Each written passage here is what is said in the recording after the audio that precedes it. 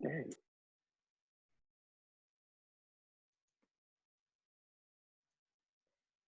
And we're live? Oh boy. Hi everyone again, and welcome to episode 3 of Mousecapades. I am your DM, Joe, also Sleepless Seymour with only 2 S's in the middle on Twitter. The cat in charge, pretty much anywhere else. And with me are 3 out of 4 of my lovely players who are also going to introduce themselves, starting with Ari. What is good, everyone? I am Ari. I play Joel. I'm on Twitter at C, like the ocean underscore anemone 6, the number 6. I was about to say the letter 6. I'm losing it. He, him, also Batty. I'm in the process of losing my corporeal existence, so I'm having trouble coming grounding myself. But yeah, I play Joel in Mousecapades, and you can find me on Twitter at what I just said. I mostly post fighting game stuff. I'm also on TikTok. I just hit like 3,000 followers on TikTok. You can follow me on TikTok at the Frog Prince because new next upcoming TikTok stuff. So yeah, that's me. All right, I am also going to make fun of you, Ari, very briefly because you keep saying that you have an underscore in your Twitter name. You don't. I don't. It's just C anemone. There's no underscore. Oh, good. Well, that's good. All right, next on, we're gonna go to Rue. Please introduce yourself. Hello, I'm Rue. I use he or they pronouns, and I play Ayla. And you can find me on Twitter as at IlanaKnight13 and just Ilana Knight anywhere else, like Instagram and Tumblr and whatnot. Yeah. And Miranda. Hey, I'm Miranda. I use she, her pronouns. You can find me on Twitter at mdebenham1. And I'm playing Coram, who uses he, him pronouns and is a goat folk with big horns. And I think that I mentioned, but I go by they, them pronouns. And then last but not least, our missing player for today, the lovely Ivy, she, they pronouns, plays Alex, who's going to continue the campaign of showing the Ashaw Guard, what's for. And Ivy, I believe, just got a new Twitter recently, and you can find them at Butch Paladin. Someone correct me if that's wrong. No, that's right. Mm-hmm. At Butch Paladin. And unfortunately, they are sick this week, so they won't be making it. But she's in our thoughts, so we're thinking about her. And as always, once again, at least, I'm going to start off this episode with a quick disclaimer. Things are hairy out there currently. I got my notification that we're under a shelter in place where I am right now, so things are doing what things do, and it's a little bit stressful. This game does focus on topics such as plague, like pandemics, mentions of the apocalypse, of things sort of going to shit. If that's not something that you're looking for right now, if you're looking for like an escape, this might not be it for you. So I just want to sort of put that out there. Please make sure to take care of yourself mentally and physically before your enjoyment of a D&D game. Please take care of yourself. All right. Ivy is at Butch_Paladin. There's an underscore in hers. So you have all of our Twitters. Come support us. She stole mine. She took my that's my underscore. Because I just looked, and you're right. I don't have one. Something is going on. Something's up. Anyway. And also, happy April. It is Autism Awareness Month. I'm autistic. A couple of other people over here autistic. Heroes Without Limits. It'd be like that. And we are, at least most of us, except for Ari, who chickened out at the very last minute, or whatever excuse he would like to tell me. We're doing a Lighted Up Red to combat the Lighted Up Blue that Autism Speaks likes to do. Don't support Autism Speaks, they suck. And with that, I think we're going to go ahead and jump into the episode about 20 minutes late. So last time on Mousecapades, the party found their way. Last time, the party found their way into the little town of Ashaw, shrunken down to the size of mice. They met a couple of some friendly, some not so friendly faces. introduced to Madameo, the arcanist, the mage of the town, a very nervous sort of individual who is looking for adventurers to come help, and he seems to have found that solace in the rest of you. You met Dawn, the oracle, who lives in her little teapot suspended high above the rest of the town within these barn walls.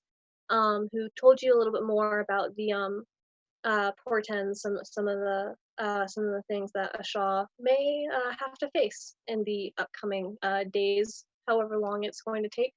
One of which led you to the barracks where they met Bailey Bluebell, captain of the guard, who experienced the beast that both Dawn and Madameo warned the party about. She described it as a monster, a beast of fire and smoke. And the party, excluding Alex, who went to go and participate in the sparring, as the person who is overseeing the sparring, a little mouse named Thorn, was not the nicest. And Alex just had to give him a good what for. You learned how to ride bounders as well as striders. Some of you had more luck than others. Joelle unfortunately died during this excursion. Rest in peace. Rip. F in the chat for him. F in the chat. Broke his neck falling off of a rabbit. It just Literally happens died. sometimes.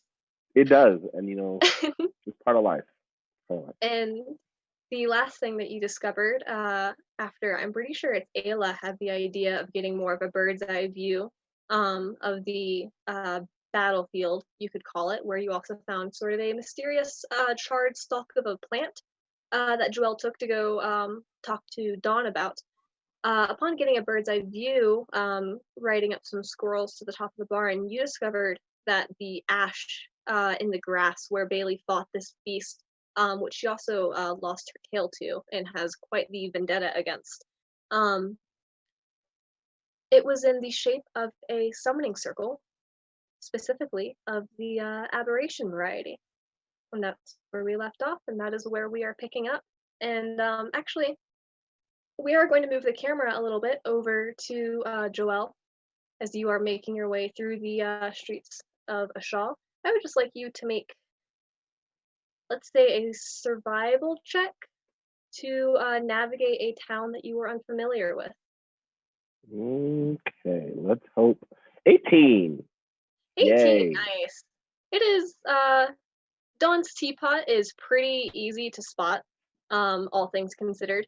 And you make your way over, kind of, keeping that in your line of sight to the cello case, which is set up a sort of like this secretarial town hall kind of area in Ashaw. And you ascend the stairs all the way up, and then you ascend the little rope course sort of through all the teapots and saucers. Saucers being more platforms you can actually walk on, and then the teacups are kind of halfway filled with dirt and have various plants kind of spilling out of them. But you make your way to the top of the teapot, and from the inside, it's pretty much exactly how you left it. Pretty dark, lit by the very, very dim sort of glow of incense, also accompanied by the same smell. And you can hear the sound of Dawn humming inside, and some clattering of like a dishware. Dishware. Yeah. Okay. Remember. Yeah. So I just have the stalks with me in the jars and whatnot. So Yes. I'm gonna tiptoe a little bit, just maybe she'll clairvoyantly be like, "What's good?" but try to not disturb her flow, but also be like, "What's up?" So just kind of, hey, be like, so, like a faint knock on the little porcelain wall or whatever, make a little sound. yeah, so you can knock on the lid of the teapot, and Yeah. pretty quickly afterwards, it will slowly sort of creak open on its one little hinge, keeping it attached. And there's no one there. It just opened. Oh, okay. Yeah. Joel does this and enters the teapot. It's like, well, we're not gonna ask any questions. You climb down the little rope ladder, and Dawn is there, just sort of bustling about. She turns as you land your feet on the sort of plush carpet. that she has, just blankets and pillows kind of thrown everywhere rather than a proper flooring. She turns towards you with her, little, uh, bright beady eyes and her little hands kind of clasped together, and she goes, "Joelle, I was expecting you." And Joel says, I expected you to be expecting me, which has to be a little quirky. And he says, we went out to the battlefield where the monster was found, really more the remains of the battlefield at this point. And we found this charred plant thing, and I saw you appear to be something of a botanist, at least to an extent. Do you think you know what it is, or if it's from some flora around here? I could certainly take a look, and she holds her hands out for you to pass it over. Pass her over a little burnout piece of plant stock, place it in her little hand.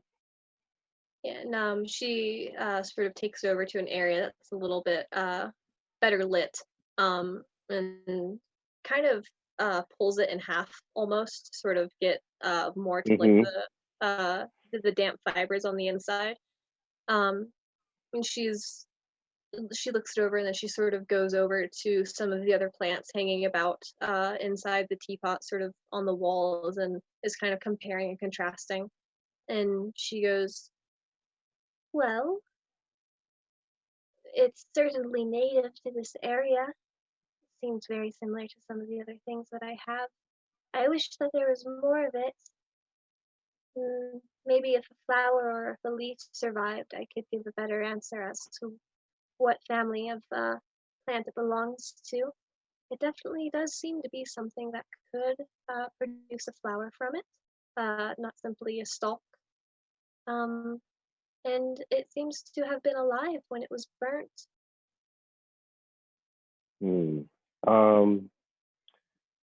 What time of year is it?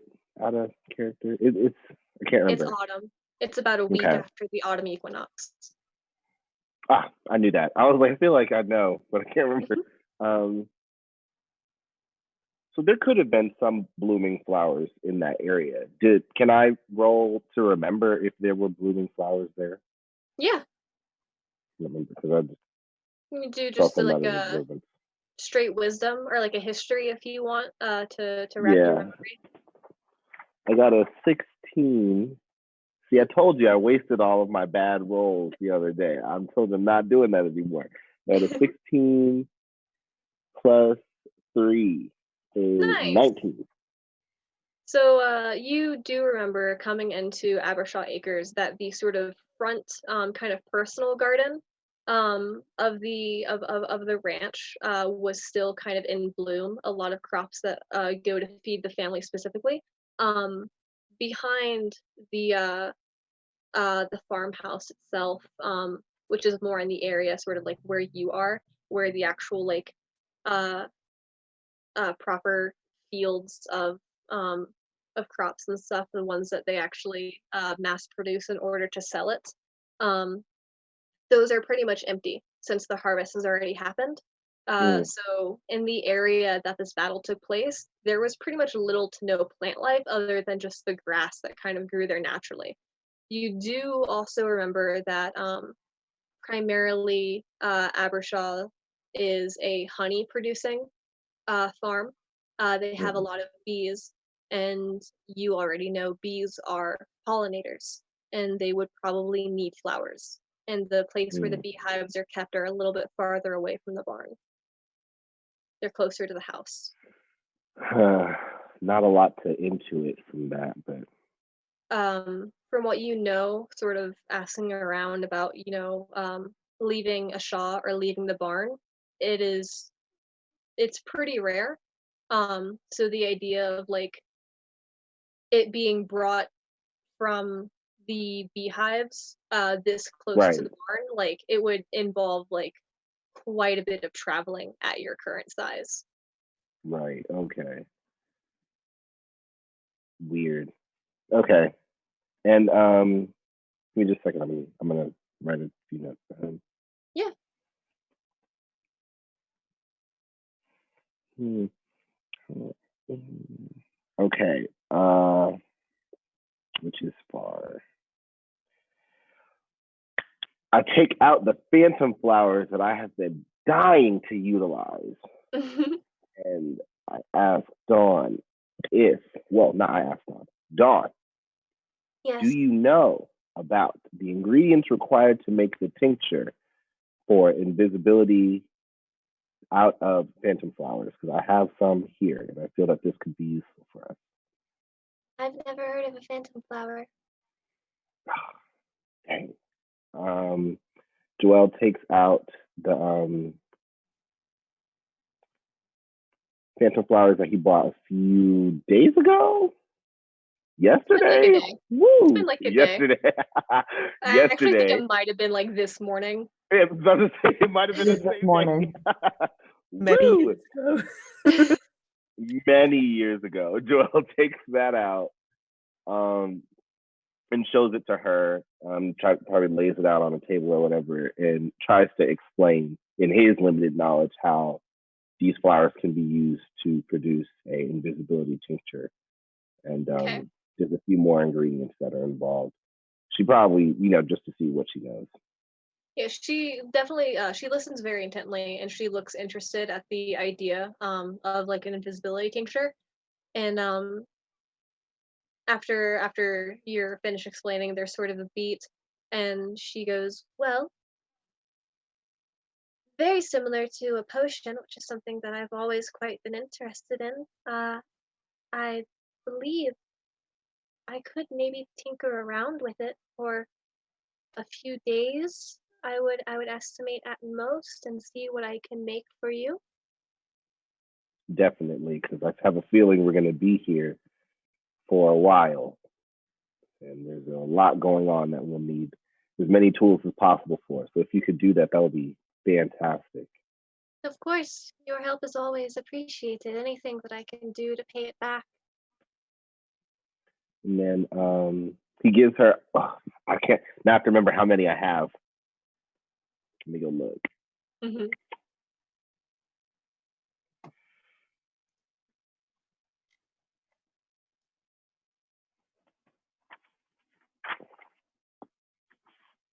Actually, you know what? I can't make use of it normally, so I'm just going to give her all of them that I have. I have 2 jars, and each one has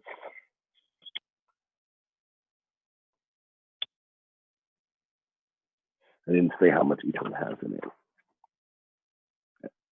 2 units of phantom flowers. I don't know, because I remember the merchant said each jar has enough to make 1 potion. I remember that.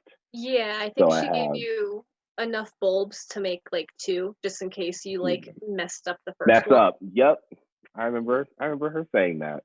Yeah. So I just give Dawn both of them because they're of no use to me anymore. Okay. But I do keep the jars because jars. I learned Because something jars. from Legend of Zelda. And then I ask. I was actually going to say you hand over the phantom flowers, and they're actually smaller than some of the other flowers that are in her teapot because they shrink down to size with you. Oh yeah. And so they Annoying. do fit proportionally in her little mouse hands, and she kind of holds them and looks over at the petals and turns and sort of puts them in like an empty pot and begins preparing. And then I ask her about how far away from this physical area are the beehives that lace this land. Like how many days would it take to get there? Oh, let's see. Beehives are something that we tend to try to avoid, especially the scouts. Perhaps 2 days? 2 days. Okay. Wow. Well, you have been instrumental because we have not done as much as we would like to, but we're definitely on our way to making sure that this is taken care of. And I appreciate your help, and hopefully you can do something with those flowers. Of course. The stalk that you found in the field, I think if I could hold on to it, I may be able to make a replanting of it, as it were. Mm, Um, See if whatever life is left inside of it can sprout into something new. definitely. Any leads that we could create would be instrumental, infinitely more than we have now. So that would be awesome. Thank Of you. Yeah, course. he does a little curtsy bow halfway thing. Hmm. And yeah, she curtsies back at you with her little, butterfly wing dress, and Queen. and then she pauses again, and she tilts her head sort of in that curious way, and she goes, "So, forgive me if this is rude. What does etemez mean?" Ah, um, well, and Joel kind of goes like, in my philosophy of life, there's a stage that the followers of Sune, who is my patron, my matron goddess, um, in which we functionally carry out her will in a way that brings us closer to her, allows us to be, well, my superiors, the heart warders, have all accomplished theirs. And it's something that, as you grow closer to your matron, comes about naturally. You can't really just study and then embark on it. And usually it is initiated through a vision, which I was granted with from my matron, and it was pretty cool. And well, I didn't think that mine would bring me here, but it did bring me to the place that brought me here. So you never know, and I especially don't know the inner machinations of my matron's plans. So here we are. Interesting. Here we are indeed. I thank you again for your help. Have you and your Definitely. have you and your party a place to stay while you are here? And Joel thinks about how we've been small for like the whole time we're here, and how like everything about our existence is totally different now. And he's like, I don't think we do, actually. Uh, well, I don't know if it will exactly hold up to your standards, but a acquaintance of mine by the name of Zeta runs an inn in the merchant ward. If you could maybe find her, she perhaps has a room for you. They are limited because, of course, we don't often get guests, but sometimes if you are found out of house and home, she will take in whoever she can. Definitely. What did you say her name was again? Zeta. Is that with a V or a V as in Vixen? Z is in the zebra. Z as in zebra. I was like, there's two things it could be. Definitely. And which way is that from here? Because I don't really know my way around, like physically. She points you sort of more in the direction that you entered Ashaw from the first time. And Yeah. she says that it's the same ward where the ramp that leads into and out of the city is. Okay. And did you say she was a shopkeeper as well, or only an innkeeper? It's more of an innkeep. It's kind of like a halfway home situation. Okay. So, oh my gosh, I can't type so poorly with one hand. Okay. That is mad helpful. Thank you. I'm going to be taking advantage of that, and I'll go make provisions for my teammates. They're actually out now scouting that same location from a different perspective, so they might be able to come back with even more information, but I'll be telling them what you told me, and maybe we can get something going. Hopefully they know more than I do. Fantastic. Are you on your way back to the barracks then? I think so. I might amble about the city until my teammates come back. Maybe there's probably, honestly, because we come from such different worlds, there's probably things here that are useful in ways that I wouldn't be able to consider. So there might be some validity in just walking about and seeing useful applications for things that I might not have understood previously. So we'll see. You seem to have And an then I will interest. be going to the barracks. You seem to have an interest in philosophy, and therefore I would suggest to maybe talk to Father Enso. He may not be very receptive, but his young apprentice, Sari, I think that you will get along. We will definitely see. I work very closely with children myself, so maybe we have something in common. Who knows? Mhm. And he is where exactly? You actually passed the temple on your way to the barracks. That was the That was the that was fallen chandelier with the white chandelier. cloth draped over it. I was like, because the cello case was the oddly run government building. Yeah, That it's was kind of that. the town hall, and you are currently Yeah. like above the cello case. Okay, Mm-hmm. so I know where that is. Okay, Yes. so I'm not trying to get lost. And then that, and then that, and then. Okay. He does a little retreating bow, and he's like, I think I have a plan as of now. Thank you so much again, Dawn. Anytime. I am always here to answer whatever questions you may need. I tend to know things that others don't. And then he does like callback type of, I thought you would say that. And then he starts ambling up the rope ladder to exit the teapot. All right, and we are then going to cut back over to Coram and Ayla. Are you still up on the roof, or would you like to have descended? I would like to panic and freak out. On Yeah, the roof. Ayla, you have seen the summoning circle, and you know a little bit of what it means. Would you like to convey this to Coram is there with you. Dimitri is also there with you. Stride Master Dimitri. You're on mute, Rue. You're muted. Thank you.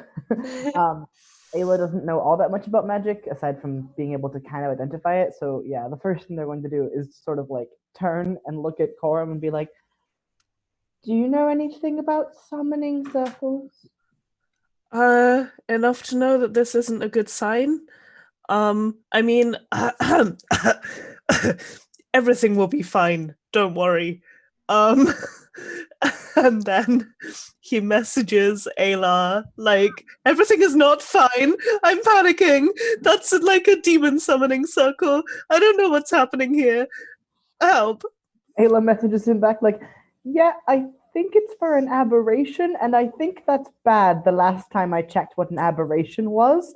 Perhaps we should get back and find some way to fix that as soon as possible." Can you help us get down again, Dimitri? I think we've seen everything we need to see. Of course, absolutely. You hold on a lot tighter than you did when you were coming up. Okay. Do you have any aversion to being upside down? I mean, no, not Great. specifically. This will be a lot easier then. Right. If you're all done up here, follow me. And he pulls on the reins of his squirrel and takes off.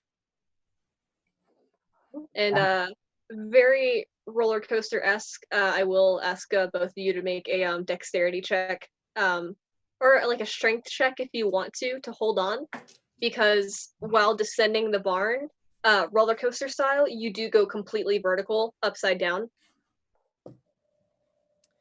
It's not great for me. I get a 7. Oh, nice. 21. Excellent.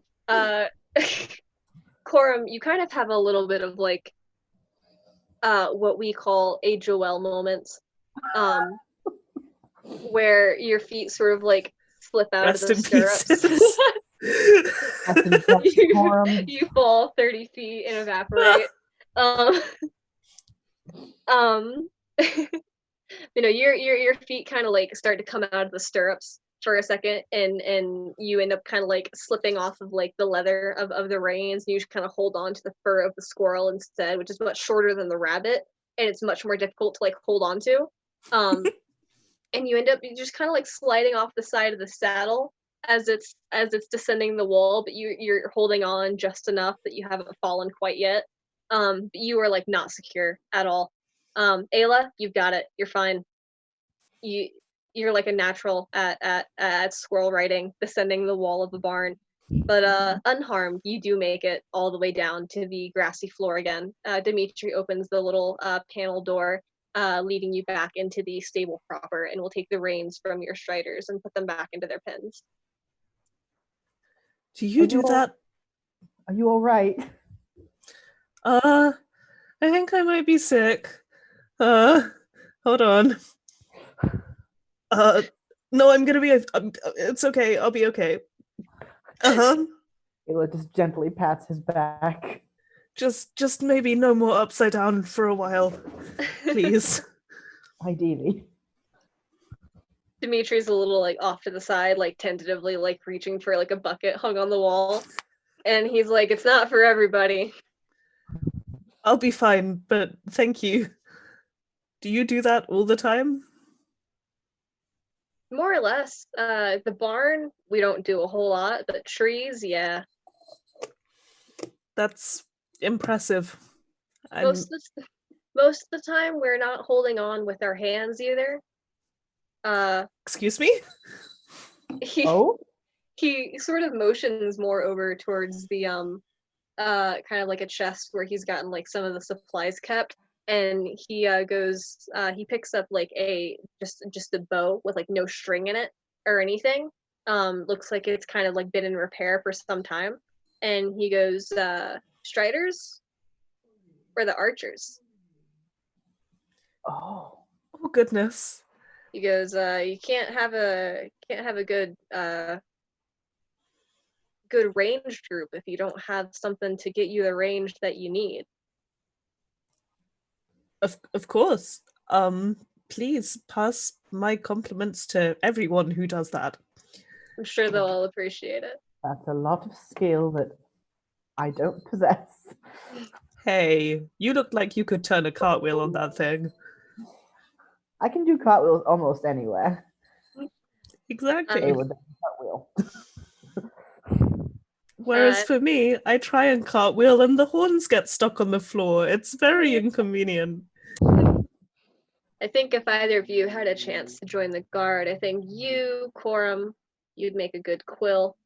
Ayla, I think that you could be a bound. I think that's a compliment. I say internally, I hope so. Anything else I can help you two with? I don't think so. We probably will just head back to town to try and find our friend. Yeah, Ada said he went off towards Dawn's place. Okay. Just a straight shot, pretty much. Can't really miss him. Thank you so much for helping us. Hey, no problem. Thanks for coming by. Okay. We head back to town.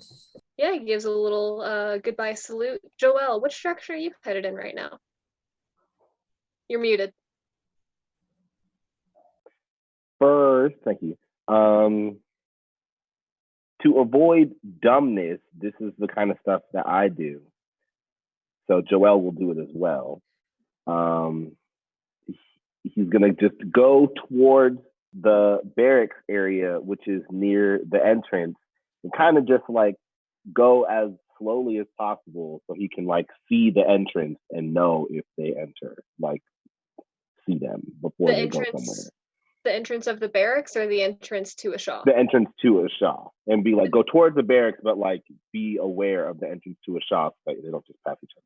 The entrance to a shaw is in the opposite direction. Oh, is the barracks is all the way on right one next end. to the entrance? No, the barracks is all the way at one end, and then the temple is a little bit closer. The cello case and Dawn's place is a little bit closer as well, and then the entrance is on the other side of the cello, and then on the other side of that, on the far end, there is kind of like a slums-looking area that you saw when you first arrived, but you never got like a good look at it. So I've been inhaling too much incense smoke. There's So quite a lot I of it. definitely had it the complete opposite direction, literally the exact opposite of what you just said. Yes. So there is quite a lot of incense smoke. You are going to be smelling like bergamot for the rest of your life. So, well, I still would want to do that. So I'm just gonna like loiter at the entrance of the shop for like 10 minutes in case they come back, so that because I in real life, my number one pet peeve is when people don't communicate and then they don't wait for each other and then they miss each other like 25 times and then it takes like 3 hours to meet up with the. It's so annoying. So Joelle would know that it would be more likely to meet them at the barracks rather than the entrance of a shop. Okay. Because they were going in and out of the barn through a loose panel that was next to the barracks itself. Okay. Yeah. So if he wants to go in that direction. Okay. Yeah, I'll say with the time, you guys can probably Joelle, you pass the temple, which is huge and obstructive, and you actually have to kind of like veer all the way to the right to go around it rather than staying in the central thoroughfare that runs more or less the entirety of Asha. You're about 2 minutes past the temple when you see the very distinct non-mousy figures of Quorum and Ayla. Okay. Quorum and Ayla also, as you exit the barracks, kind of headed into the little like sand pit where all of the bounds, not the bounds, but the there's another one. Not the Striders. The Quills. Where all of the Quill guards were training. Alex is just decimating. You walk out of the stables and you see him. He's got like one of them in like a little headlock. We like cheer him on. Yeah, we clap from the side. He waves as you guys go by. Continues full Nelson pile driving him into the ground. Yep. While waving back. Seems about right. So we're like on the sidelines and we're like, woo, and then we touch each other. Like, hey. Hey, what did you find out from Dawn? Well, like, okay, most of it was kind of intuitive, but one thing did give us kind of a lead. The stalk that we had found that was charred was actually from a blooming flower. And I don't know if you remember, you were just there, so you remember there weren't really a lot of flowers around that specific area. But since this is a honey farm, there are flowers out here, but they're primarily near the beehives. And Dawn said that the beehives were like a 2-day hike away from here. So I don't really know how a stalk got there. But obviously, we're not dealing with something that's, on our level. So did you guys find anything out? Well, speaking of things not really being on our level, turns out that like weird burnt area that we were looking at, when you look at it from above, it's like a summoning circle. Or an aberration. Oh, yeah. Well, that kind of answers and raises like an equal amount of questions. Primarily, like, who is summoning aberrations? And what kind of aberration was it? Something that could disguise itself? And why? Wait. I think why is a big part of it. Why? You saw it from the top of the barn, right? Yeah. Was it the size of something our size would make, or something that a human-sized person would make?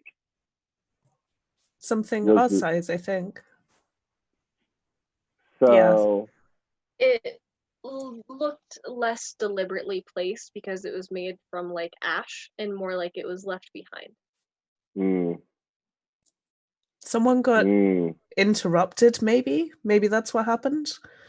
Bailey came along and interrupted a summoning, or I don't know. That kind of makes a little bit more sense, because why would, not to downplay the validity of our mousy peers, but why would an entity create something so dangerous that exists strictly on this level, on a level that would terrorize these people? Maybe it's, like you said, maybe it was interrupted and it was supposed to be something bigger, or maybe someone's doing something untoward here, and that's why all this bad stuff is happening to these people. Like perhaps the people who run the farm are doing something, or someone is doing something to the farm. Maybe. I feel like this is the only logical explanation is that this is interpersonal, because this is not naturally occurring, and even if it was, why would it be happening right here to these people? Yeah. The only issue they seem to have is with creatures from the Underdark, but everyone has issues with creatures from the Underdark. Exactly.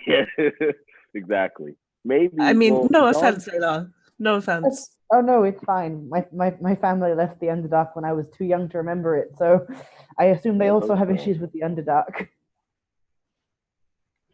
Dawn also told me about okay, first of all, we have somewhere to stay. We should probably go there and reconvene now so that we can get space and so we can just put all our stuff down and not be standing on the open. Sure. So we're just gonna head on over and I'll lead the way towards Zeta. And can we walk and talk? Yeah. Okay. So while we're walking, Dawn also told me about a philosopher here named, who goes by the name of Father Ansel. And, he might not have any particularly relevant information. I feel like this is kind of a matter of triangulation, kind of putting pieces together, because we don't really have any leads. And anything that they could know. I feel like, honestly, either someone who is a part of the Shah is doing this, or someone who's a part of the Shah brought this upon the Shah, because this seems very targeted. So yeah, if someone were to be doing untoward things like that, government officials, religious authority, and philosophical figures are probably the most relevant figureheads here. And we already know Dawn's not doing anything. When you talk to Dawn, her prophecies about the plague and the famine and the war and so on. Did she say anything about people believing her or not believing her, or having to prove herself, or do you think she's just established here? I think she's established, but she didn't mention people not believing her. I think she did when we first got here. She made a little bit of a remark about how it wasn't super, this is gonna happen. Now it is happening, and everyone responded. But she mentioned that she was keeping it on the down low. Yeah, that's normal citizens do not know about it. Okay. But because all the boons kind of affected everyone, it did become, easier to convince people who are higher ups. But she didn't say anything of that nature, so I don't think so. I'm just wondering, if it's someone in a Shah doing this, what would they benefit? Who wins in this scenario? Who is gaining power, I guess? Maybe the military, maybe? Unless I don't know how the council works here, but if a certain council member doesn't like the other ones, I'm thinking that too. That's the only other thing I can really think of. Okay. Maybe it could be completely supernatural, but I feel like this conjecture is also really important. We don't have a lot of different places to go from, and even if we find out that it isn't from people inside of the Shaw, that's just as valuable considering what we know now. Yes, because it could also be that something that the humans are doing at the farm has brought some negative attention, and whatever it is just happens to also affect these people. P.S. Dawn didn't know how to make the invisibility tincture, so we're gonna have to not have that. I mean, she's also the apothecary, because I'm not sure if there might also be an apothecary in town, because she's like the seer, but there might also be like an herbalist, maybe. There probably is. We'll see. We have time anyway. Yeah, I'm sure we can ask around. Let's get settled in first and then see what we want to do. Joe, just as a question, like, how do, like, are we walking past general townsfolk, and like how do they react to seeing not mice? A lot of confusion. And a cow. And a cow. You do have your tiny cow with you. God bless Daisy, the most important character in this campaign. Daisy's the MC. There are a lot of townspeople out. A lot of hustle and bustle. It's falling a little bit more into the afternoon. At this point, not very far, more like maybe 2 or 3. And yeah, everyone seems to be just kind of going about like their daily business. You see people like carrying, bundles of like fabric, or like little, shaved pieces of like wood, just kind of going about like their daily lives. And there's quite a bit of them. It's very, very similar to just being in like a bustling, small but still bustling town. You're getting a lot of confused looks. Not so much like dirty glances that I would say. Most of these, you could wager a guess, have never seen a being that is not a mouse before, or is not like an animal in general. Some of the ones that may be like a little more familiar with the humans who live on the farm, they seem to have a lot.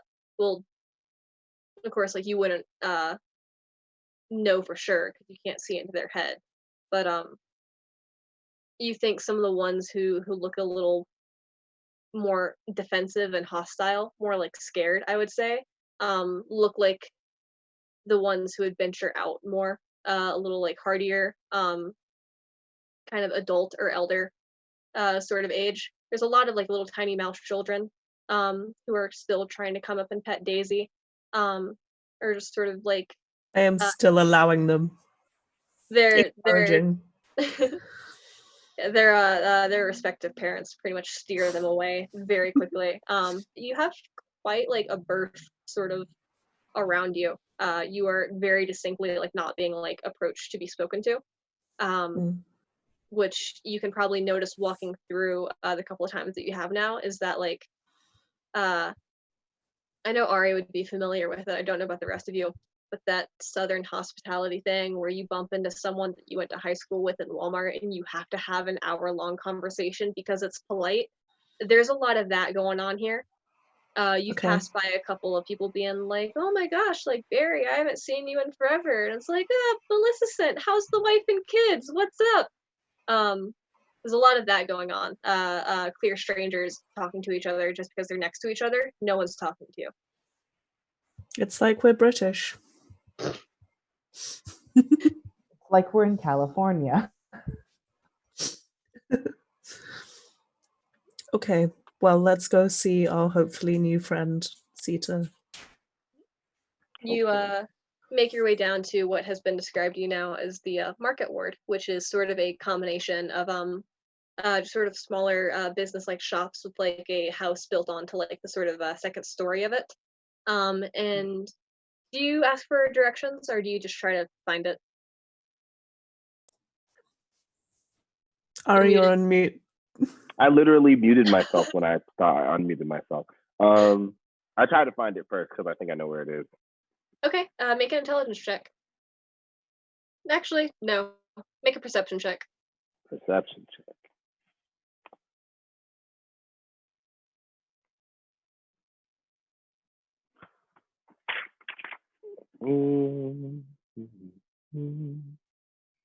What is perception? Wisdom? Or Yes. yeah, 10. You're having just a little bit of trouble. There's a lot of buildings in general. It's pretty cluttered. On the ground level, at least, you can't find anything that you think would resemble an inn. I'm like, give me just a second. And he turns around and like tries to find a hospitable looking mouse around them. Dang, can I like turn on the charm? Does that even work with these people? Will they even respond to me? Yeah, if you want to make like a general persuasion check to try to ask for directions, you can do that.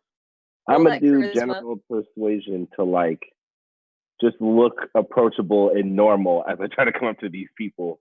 Okay. There we go, nat 20. Yes. Nice. That is. Oh man. So what is that? A 25? Let's go. Ooh. I got magnetism.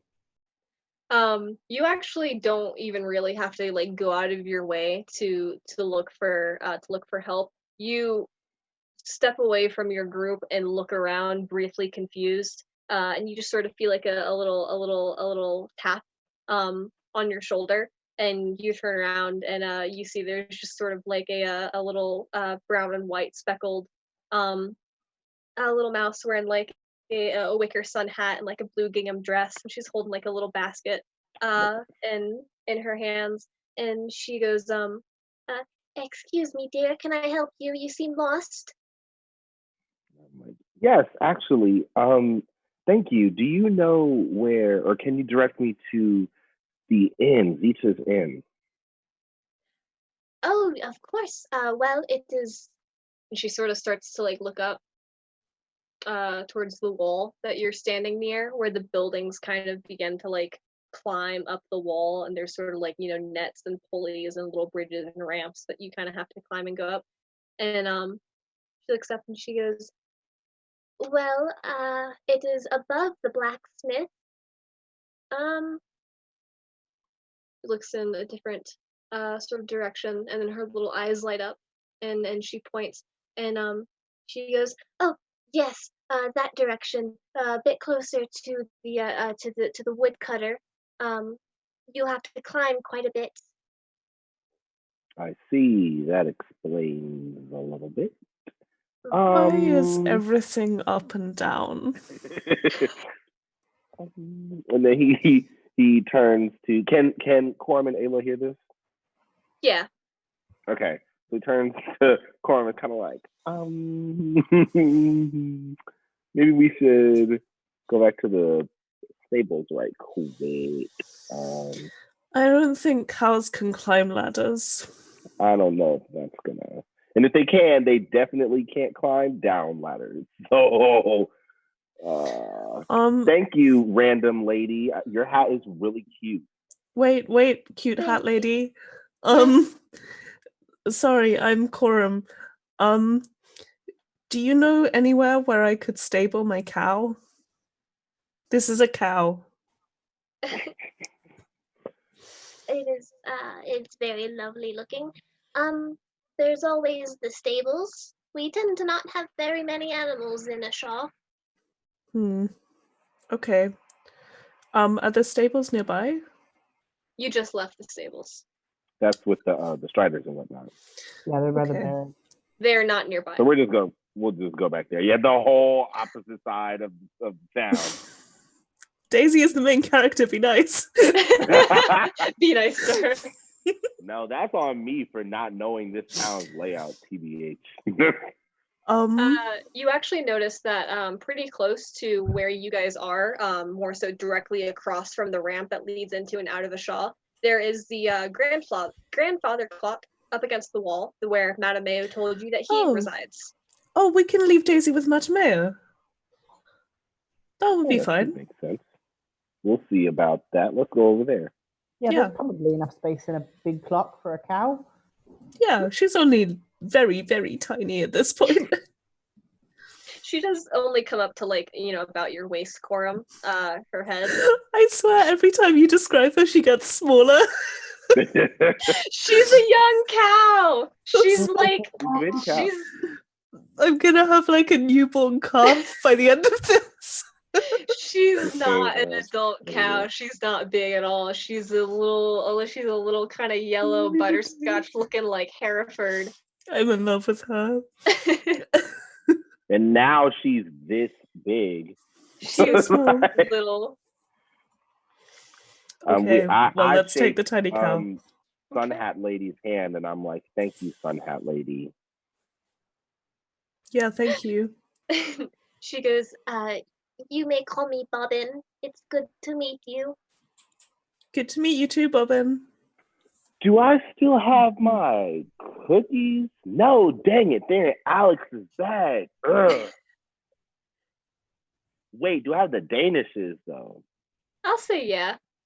I'm pretty sure I still have one of those things.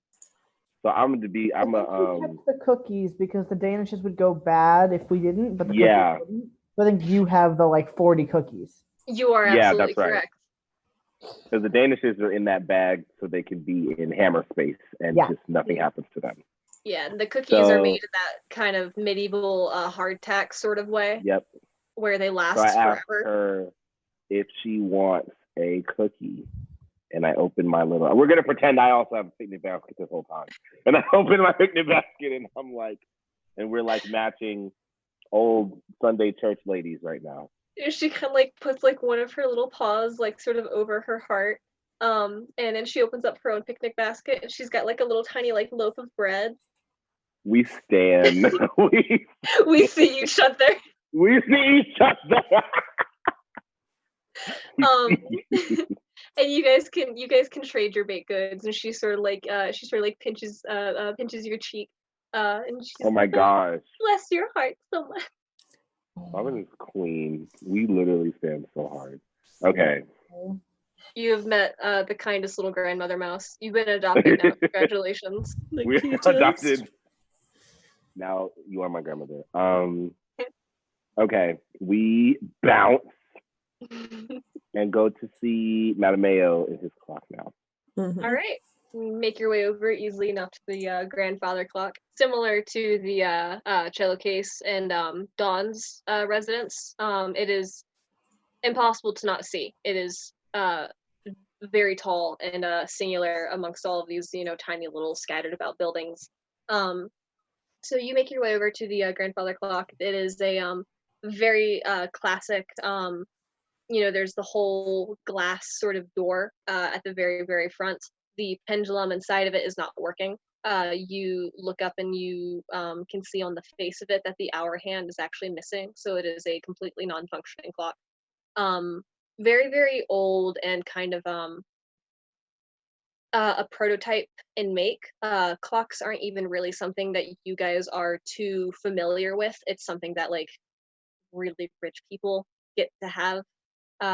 They're complicated to make and very hard to time, and typically sundials or like alarm candles are more familiar to you. Yeah, there is this non-functioning clock.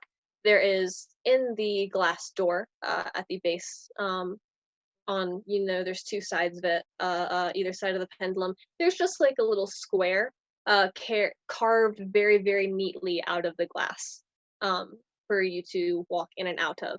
And it's a little dark inside. On the sort of like first floor area, there's like maybe one torch every dozen couple of steps. So by the time that like your light is starting to get very, very dim, like you just kind of see the other one in the distance.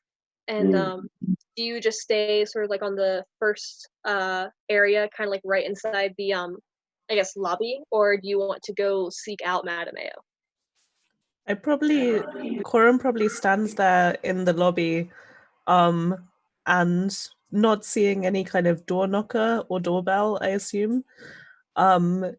He just stands there and very loudly goes, knock, knock, knock, knock, and then waits.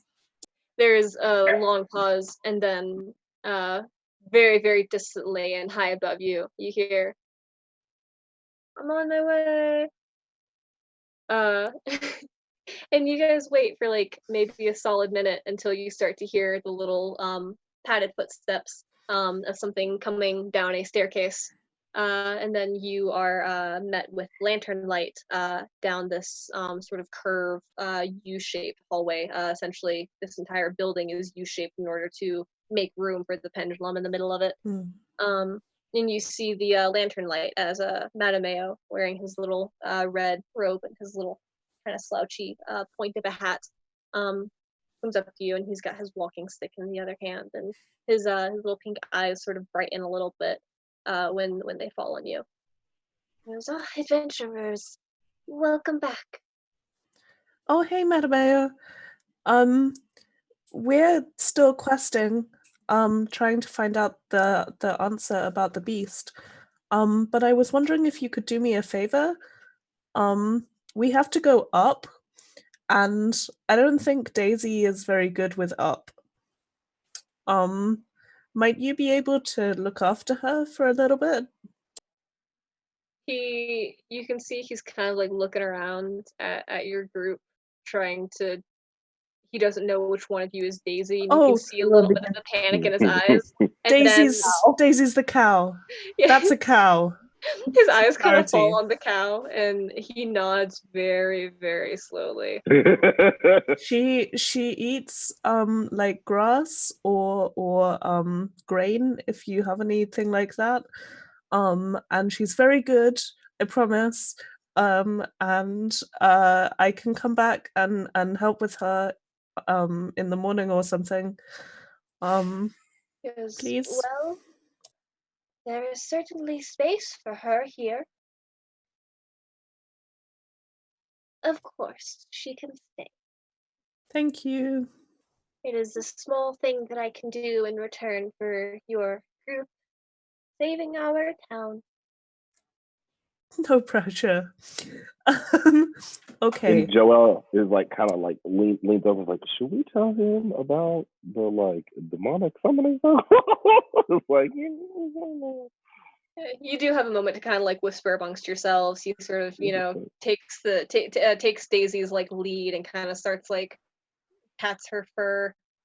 He's kind of short, so he's on like eye level with her, and they're just having like a stare down, and he's trying to be like, "What are you? What am I gonna do?" So you all have Corum is like to whisper. Okay, now Daisy, be good. This is Madame Ao. You have to be nice for him, okay? I don't want any of this shitting on the floor business, okay? We're gonna be good. Don't eat his clothes or anything. Like, be Daisy's a nice cow.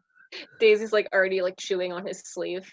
She looks at you with like half of it hanging out of her mouth, and she just goes like, "Cows are just like that."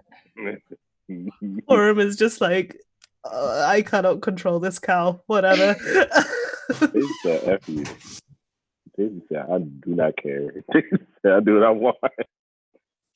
Daisy's a rebel. What else do we know? We know that there is a aberration summoning circle, and we know that it brought burnt remnants from some place that is far away from where the remnants ended up. Mm-hmm. So, do you think Madame Ao would have any insight on what that means, or do you just not want to stress him out, or should we wait, or I don't know? I mean, he is the town sorcerer, right? So maybe it would be a good idea to ask him, even if he just knows anything about aberrations, because that's true. Yeah, better than and if he does, like, if he knows of anything like that's happened lately, there might be another sign of them. Or maybe he could even help us track that. Madame Ao, Madame you. Yes. I think that we found some things out in the past few 4 hours that It's been like an hour. oh wow, okay. Time in Oh this yeah, game. because we met It's him. We got here at 1, but You got he here left at to noon go do exactly. that at noon. Yeah, we left to go do that stuff at like 2, and now it's 3. So in the past literally 60 minutes, we discovered that the area in which Captain Bluebell fought that beast actually left a giant summoning circle shape of ash that my comrades tell me is in the form of an aberration as well. So, do you know anything about that? Have any info on that? You notice his brow visibly sort of like knits in concern. And then he kind of like relaxes again. He shakes his head.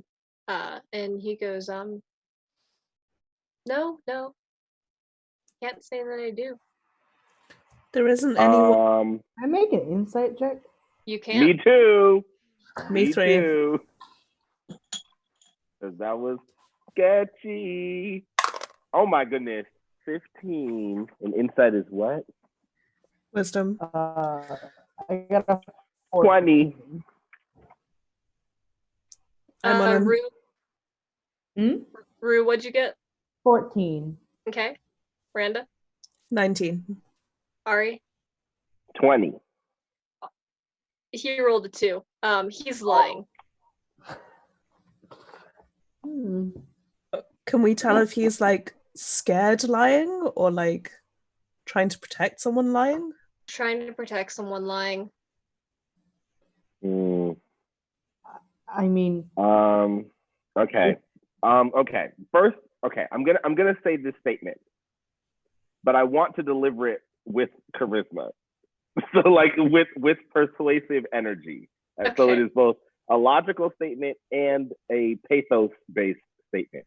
Okay. That and it's and you already know how we say these kinds of things. It is with the energy that I already know that you're lying, but I will not stress you out if you think this is beyond what will assist us. But, and this is what I'm telling him, this is, and from what we can gather, I'm not as much of a sorcerer as really as the next person, but from what we can gather, this is an incredibly dangerous situation.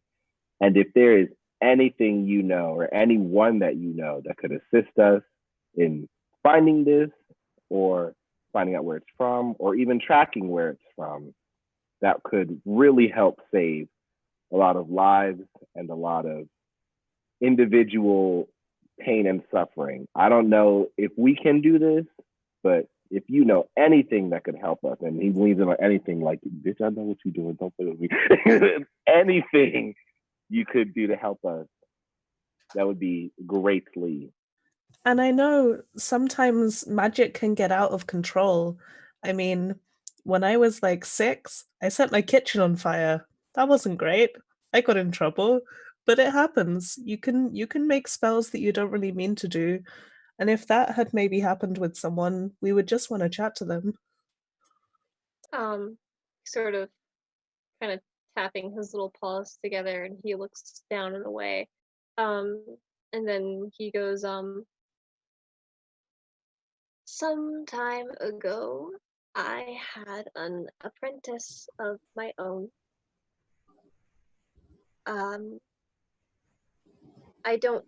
I've never had an apprentice before, and I have not had one since.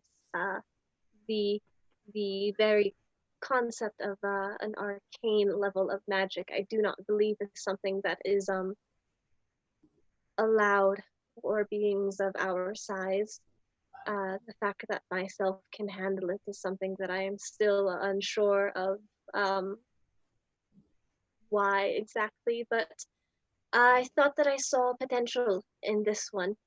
And for a while, there were no problems, and when it came to the art of conjuration, things seemed to begin to go wrong, and there was indeed an incident, perhaps a season, maybe 2 or 3 ago, when very badly he injured himself, attempting to summon something, and we quite nearly lost him. Luckily, he is still well, to this day. But there was a surge of magic that backfired, and he ended up no longer being my apprentice. He went to, I believe, glass blowing instead. Could you tell us his name? Reed. His name is Reed.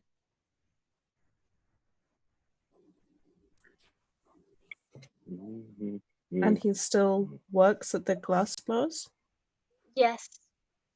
Not very far from here, still in the market ward, but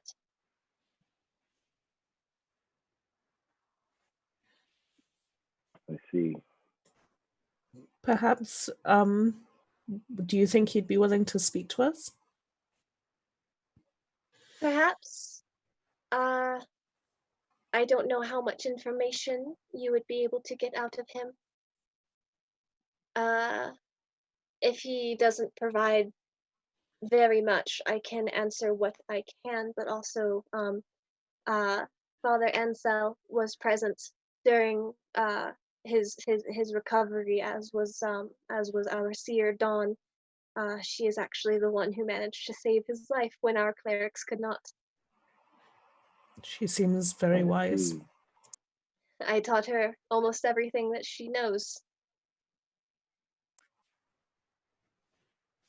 Okay. Thank you for telling us. Of course.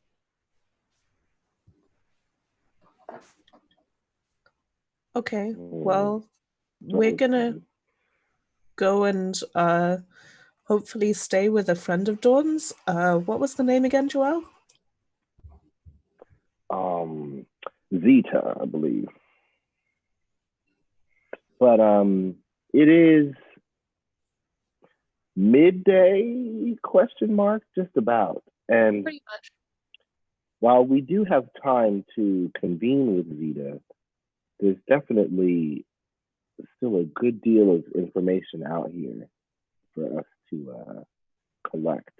So you think we should just check in with her and then continue investigating? Yeah, I think Sounds that like would a be good a idea. Okay. Yeah. So we can All right. Thank you again, Madam Mayo. And he kind of just gets on his level. Like, this is pretty important, so we're gonna try to keep this as normal as possible. And we're gonna go head over to the. Is it a rope ladder or is it like a plate staircase construct? How are we gonna scale this? Locating where Grandma Bobbin pointed out to you, there is kind of like a not an A-frame, but like half of an A-frame building where the roof actually touches the ground, and there are sort of like planks hammered down to it, and people are like using it as kind of like a ramp to go up to like another level. And then from there's a little like basket that you can get into, and where you can kind of like pull a rope pulley style and bring yourself up. And there's another little kind of like net sort of skywalk course to climb up. It's all much more secure than the rope course that is connecting Dawn's house together, as this is made for more uses, like a lot more travel and supporting like more people at once. You see there's a couple of mice like, you know, scaling up and down the walls going into like different buildings and stuff, and pretty much all of them above the ground floor have a bit of a walkway, a little bit of a porch in front of the door. You think it's pretty secure. Hardcore cottage core. Like this is cottagey cottage cheese core, bro. Like up there. All right. And Joel's like, and then we Let's bounce go. and start meandering our way up that. All right. And you make your way eventually towards a sort of modest wooden building. You see interspersed with what look like maybe like planks made from popsicle sticks.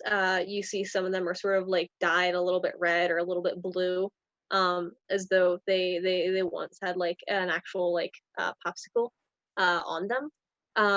Sort of interspersed with like little cut up playing cards, making shingles kind of similar to the way that the barracks were. Looks like it could be 2, maybe 3 stories tall. The door is already open. There is light from within that you find to be from like lanterns, and the inside of it there are 4 people inside. It looks a little bit more like a living room actually than like what you would expect like a tavern to be, like the Dragonback Inn. It's just kind of like a couple of little patchwork plush beanbag type chairs. There's a little coffee table with like a couple of little like treats and drinks set out on it. There's a tiny little lantern sort of hanging from the ceiling, sort of like Edison bulb style, just in the middle of the room. And there are 3 doors on all of the walls that are not like immediately adjacent to you. One to your left, one to your right, and one straight across. The figure that catches your eye is about your height, about a 5-inch tall Rex mouse, meaning that she has curly fur rather than like sort of like straight fur like all of the other mice that you've seen. Yes, curly, long, solid dark silver fur with kind of like dark red roots that you can sort of see like whenever she turns and it kind of catches the light. And you see bright red eyes as well, and she turns very quickly as the party enters. Gets a little bit of a smile and she straightens up a little bit. She goes, "Oh, how can I help you? Welcome." Hi. Are you Zeta? Yes, that's me. Welcome Well, welcome to Busy Bee Holmes. How can I help? I am Joel. These are my co-questers, Ayla and Quorum, and we were just talking with Dawn earlier about some stuff, and she said that you ran this inn, and we need a place to stay. Dawn recommended me. Yes, ma'am. So obviously you got something going on here. How kind. Yes, I do have a room available. There is just the one, if the 3 of you wouldn't mind sharing, if that's okay. Me and Ayla have I shared. suppose so. That's about all we can do. Yes, absolutely. How long do you intend on staying? That's the issue. Two. This is a joint issue. 1, we don't know how long we'll stay, and 2, how do you accept payment?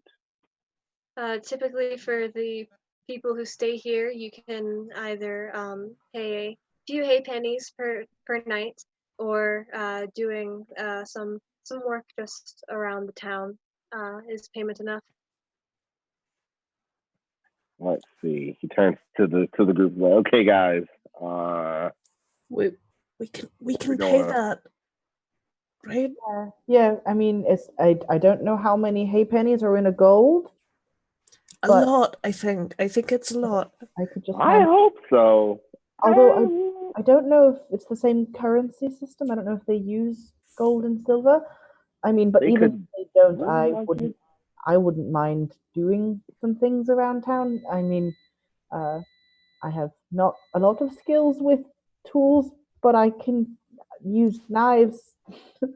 Yeah, that's indispensable here. You see how everything is some form of cut up piece of random household nonsense? They would love that. And he Yeah. turns back to Zeta and he pulls out some silver and he's like, "Is this equivalent to any amount of hay pennies here?" No, but I would imagine that you would be able to sell it. It looks very shiny and nice. They're gonna look at all of our gold and just be like, "That's real shiny. Congratulations." That's very pretty. Hey, what's I love it for? This is great.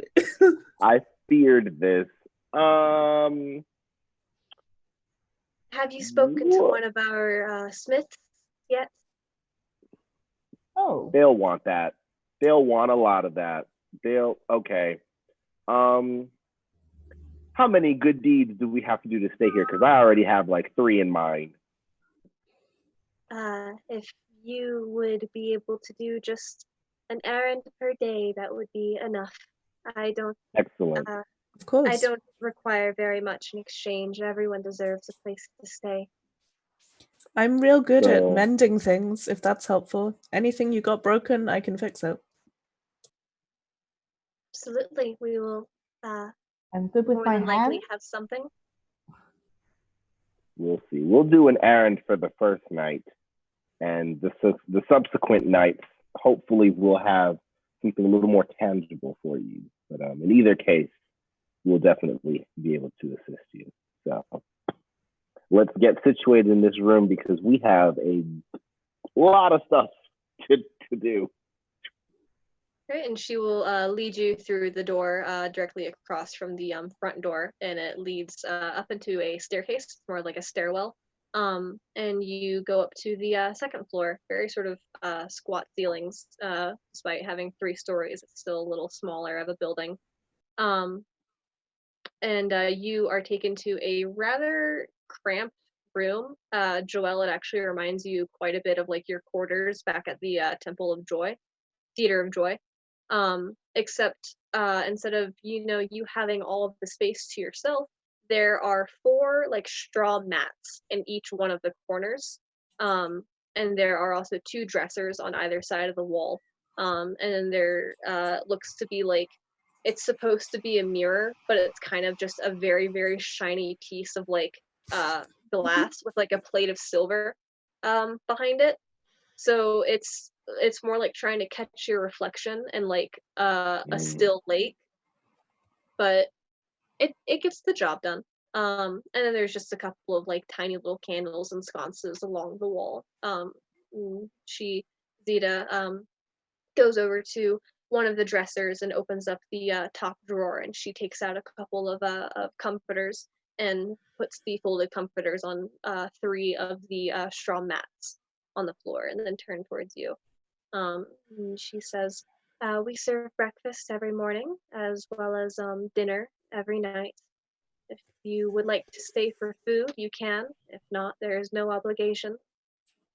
This is perfect. Thank you. Thank you very much.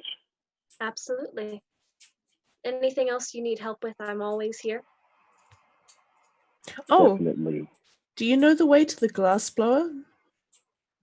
Oh, yes, they're actually rather near here. Same side of the wall. You would have to go down just a little bit, not all the way to the ground floor. They have lovely stained glass in their sills, so not very hard to miss. Okay, thank you. Definitely. And We're you gonna will meet there the man who runs the place. His name is Basil. swag. Thank you. Thank Wayne, you. you have done it again. Did I get your names? Oh, I'm Coram.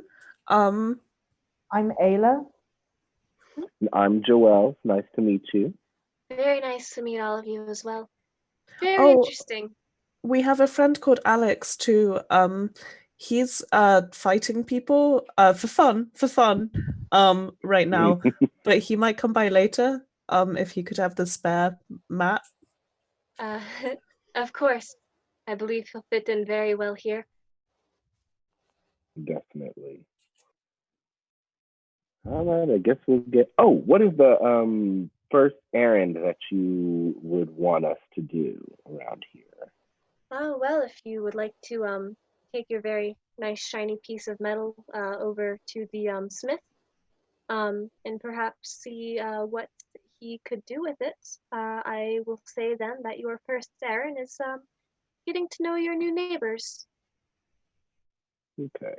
All right. Right. The smith is right beneath us, right? Yes. Okay. And then the glass blower is right beneath that. The glass blower is a little bit more over, like to the right. The smith is on Okay. ground level.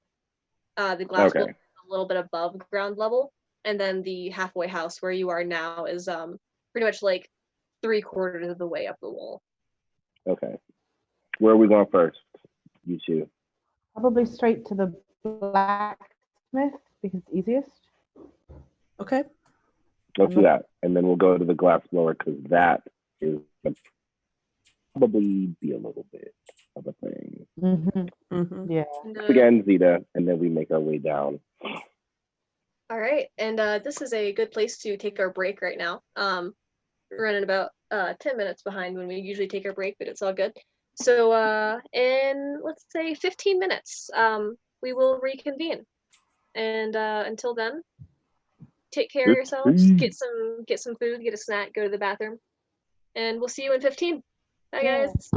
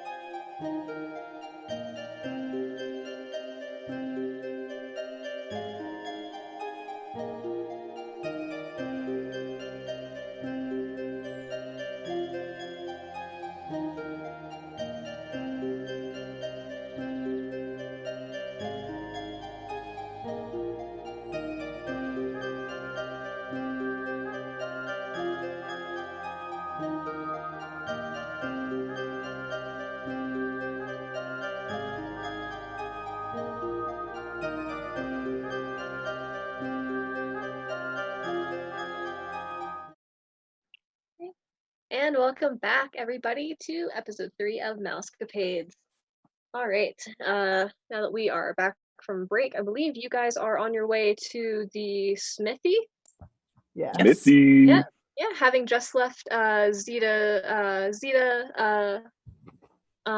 Buzzing Bee halfway home. You are now on your way to the smithy. The other errand I believe that you have is to meet the glass blower Basil in hopes of finding Reed, Madameo's old apprentice who had an unfortunate incident with a summoning circle in which he implied almost died. But Yes. those are your current leads, and you make your way into the smithy, which is much easier to get to, seeing that it is on ground level.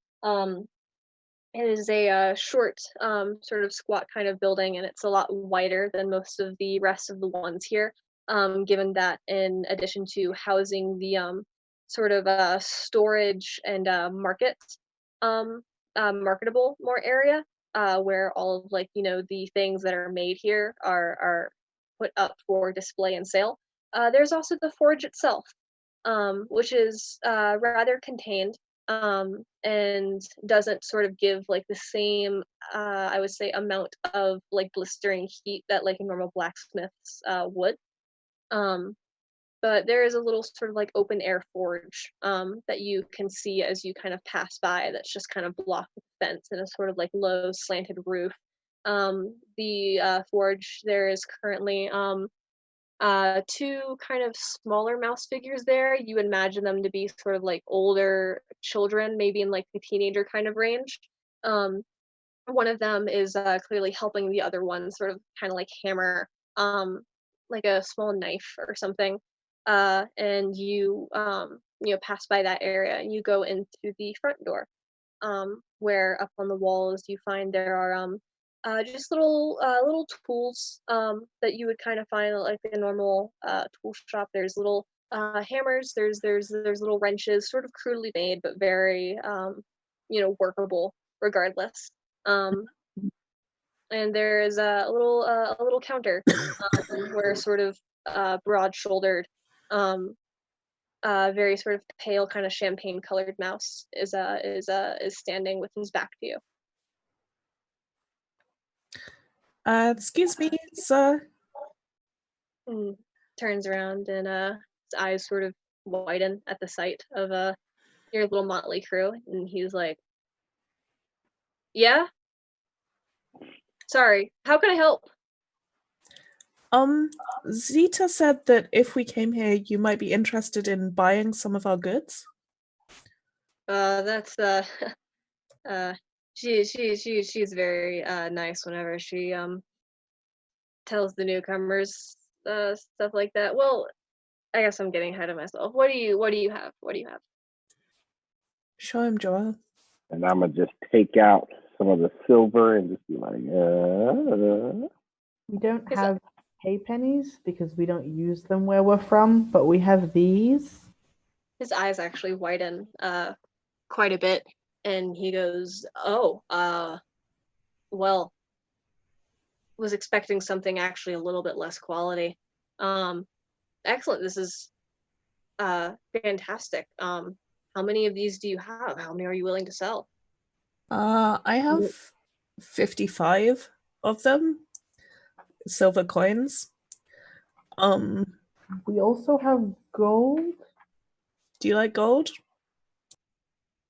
Can I see it? Sure, like this. Take them out, yeah. He will hold his hand out for like the gold coin. Kind of turns it over, and it's so tiny, being shrunk down with you, that like they're like pebbles essentially. And he's just kind of turning it over in his little hand, and he's like, "It's remarkable. And you just have these on you? You use this as currency where you're from? Yeah. Incredible. Wow. Well, I don't exactly have use for something like this in my shop, but I it might actually be a little bit out of my budget here for," and he hands the gold one back to you. He goes, if you ever find yourself over in the over more towards where the council ward, or even like where the guild ward is, Prince Selinawe might be interested in something like that. He always likes to decorate his stuff, anything shiny and gold. Thank Okay. you. But Did- these silvers here, I'll happily buy from you. I can give you, I'll say, 100 hay pennies for 10 of them. Sure. That's plenty, right? How what can I buy with a halfpenny ish? A loaf of bread. Okay. Then great. 10 would be plenty for all of us, right? Can we come back I again think if so. we need to sell more? Yeah, if you have more, of course. Okay. 10 for now. He gives you a little satchel, what looks to be of sort of more like wood chips, really. Carved very similar to like dominoes. But it's just kind of like the unfinished bark of wood, and then on the back of it, it's got a little symbol kind of branded into it. And they're a little bit smaller than like your coins, and he hands over. He pushes across the counter a satchel of 100 of them. After counting them out, takes 10 silver pieces from you. Cool. And just wondering, Joel kind of leans over and looks at me like, what do you make here? For the most part, whenever I'm commissioned to, sometimes we try to keep just general tools stocked, but if, say, the guard needs new armor, we try to prep materials for that in order to send over to our armorers, and anything that I'm asked to do, really. That might come in handy. And Joel Joel starts kind of thinking how to cheat. And he's like, if it gets big when we get big, if we can make something cool, maybe it can be something like, oh, I don't know. Anyway, and he's just like, okay. He says, I don't remember if we introduced ourselves. And he reaches out his hand and he's like, my name is Joel, and these are my co-questers. And I'm Ayla. Cora. And he goes, it's very nice to meet all of you. You can call me Rowan. Good to meet you, Rowan. That'll be useful to know. And he says, kind of just confirmation. He's like, and the glass blowing shop is up and over, right? That way? Yes. Well, I think we're good here. Yeah, let's go. We can bounce. Good to see you, travelers. Come back whenever. And Thank Rowan you. waves you goodbye. Thanks. Okay, we head for the glass blowers then. And then we make our way. Yep. All right, just as Zeta told you, the building, all of the windows in it are beautiful stained glass, sort of with a pale kind of metal filigree holding them together. For as much as the lack of glass windows in most of the buildings that you've actually passed by, it stands out pretty much like a sore thumb. It's a bit smaller than the blacksmith itself. There doesn't seem to be the forge actually attached to it. It just seems to be sort of more like where the store is. And you walk in and it's like kind of walking into sort of antique shop if everything was just made out of glass. All of the sort of counters are laid out in kind of like a maze like fashion. And there's just in these nice little sort of velvety type cushions are sat like a bunch of vases, a bunch of there's like a little wind chime made out of kind of like these little glass pieces, just all of this very, very pretty, beautifully colored glasswork sort of situated around, and sort of making making his rounds about the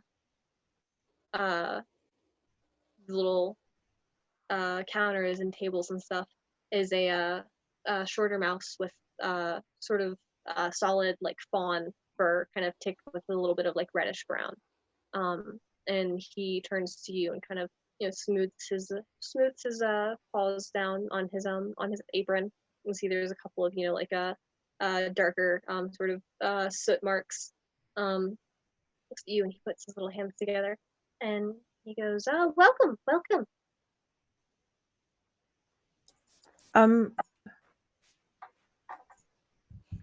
Hello. Hi. I'm Coram. This is Ayla and Joelle. Basil, nice to meet you. Great to meet you. Matameo said we might be able to find Reed here. Is that right? Oh, yes. He's not in any trouble. We just want to have a chat. Matameo sent for him. Mm-hmm. Well, not exactly. Not necessarily. We just heard about him, and we had some completely unrelated conversations to have with him. We were just wondering if he was here.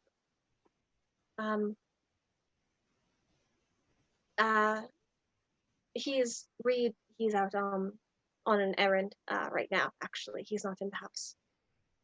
Can I make an insight check? You can.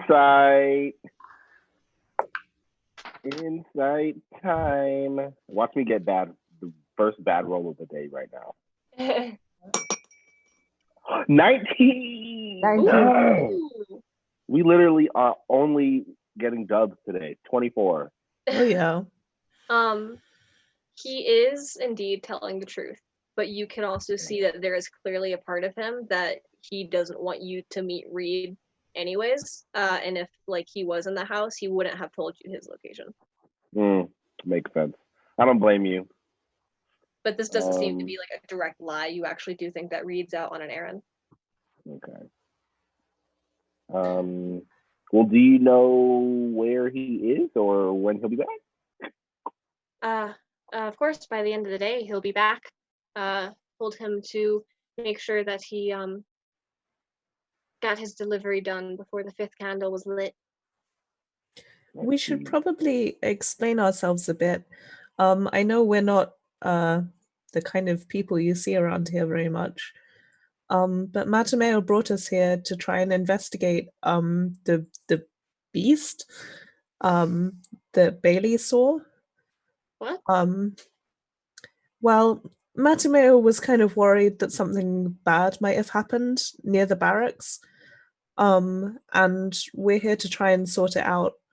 And we thought that Reed might have some experience with something similar. That's why we want to talk to him. It's not because we think he did anything bad.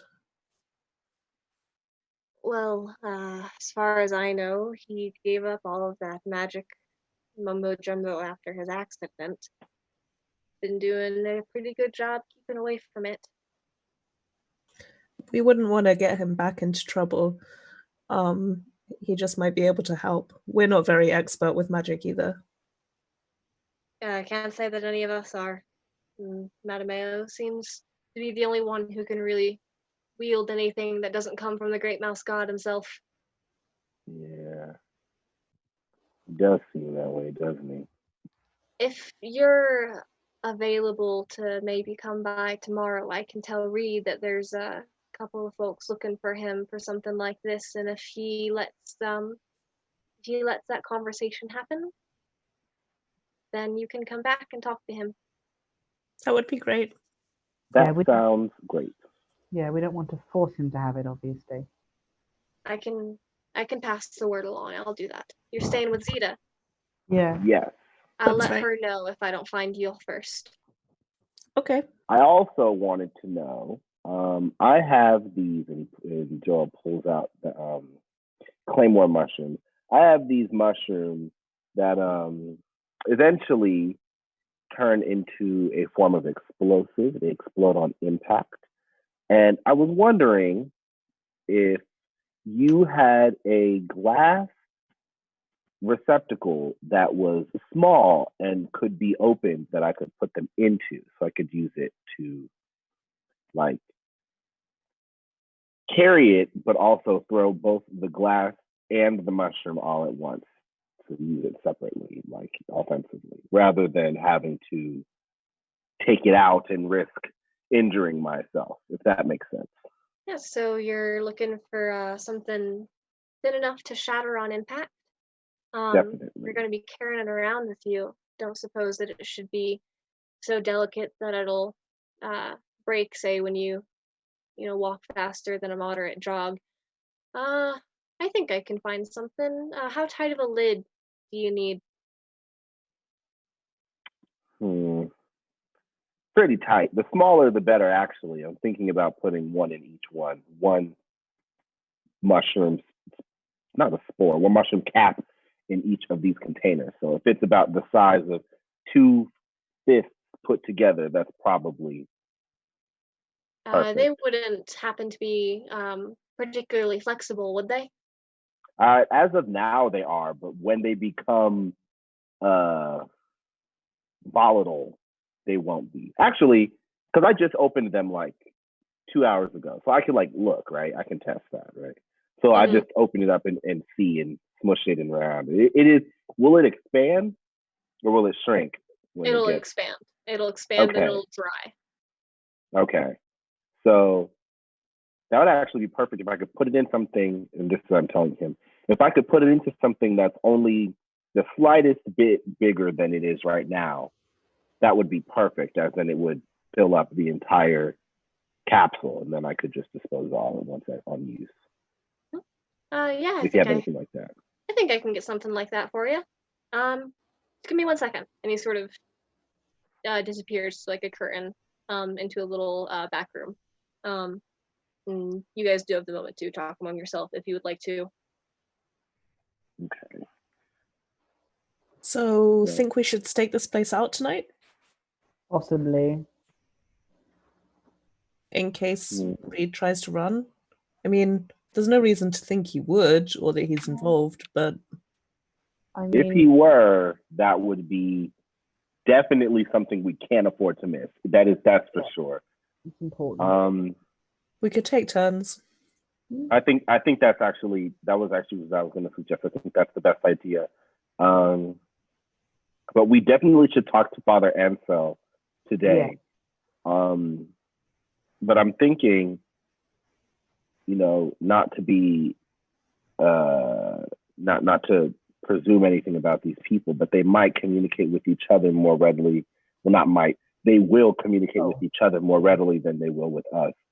So I think that would be a good idea to not only stake out this location, but get as much information now as we can before people start talking to each other. And if anyone is involved in this, they would obviously tell people not to say anything. Yeah, because if it's not Reed, but it's someone else in town, word travels fast in small towns. So if they hear us asking questions, they will probably leave sooner rather than later. Exactly. Maybe we should. I hate this energy, but maybe 2 of us should take watch over the actual. Well, no one will leave. Would they leave? I don't think anyone would leave. Leave a shot? Leave a shot. That's very dangerous. I don't know where they go. Exactly. I don't know where they'd go. They wouldn't know where to go, and the outside they don't really like. And there's a cat inside the barn, so that's not good either. Yeah, they definitely wouldn't take that chance. So it probably would only matter right now if we get our information from our Ansel and then reconvene with Madameo and then stake out for Reed. We should really have covered all of our necessary bases. Nothing really could get past us then. And we talk to Dawn later. I think that should really be okay. I hope so. I hope there's nothing we're missing. We're doing our best. We're doing our best. We can. Okay. So where next? To Father Ansel's place? Sure. To the temple? The temple, yeah. Once we get your glass jars. Yeah. Joel leans over the counter. He's like, Basil does indeed come back after about 2 minutes. You see he is in the process of finishing up wrapping a little piece of twine around what looks to be just sort of a slightly like flattened glass sphere. And it is wrapped in the way that like hanging potted plants are wrapped. love that. That sort of like basket Instead. knot. And they're very small, just kind of like the size of like a fist, and he holds there are 3 of them in this kind of little belt pouch type bundle. And he shows them to you, and you see that kind of like at the top of them where the ropes are sort of more covering, there is a little hole that you think would be able to fit one of like the non-activated claymore mushrooms into, and then when it begins to like expand and sort of dry out, it wouldn't be able to fall out. Okay. Swag. Excellent. How much for these? There's 2 halfpennies each. 2. That's pretty good, actually. I have. How many halfpennies did he? He was 10. So I'm gonna give. He gave you 100. Yeah, I'm gonna contribute 1 silver to our group money, and then take out 6 pennies. Yeah, Corum is very happy for us to share the 100 halfpennies that he bought.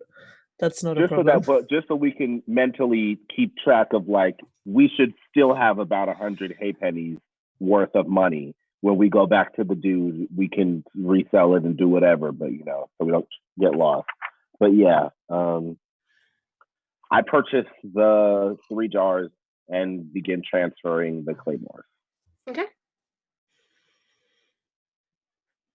Cool. All right. Then.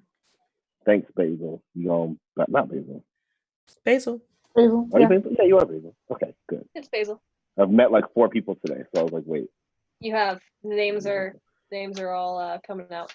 And as you go to hand over the money as well, Basil kind of pauses a minute and he looks at the claymore mushrooms as you're transferring them into their other containers.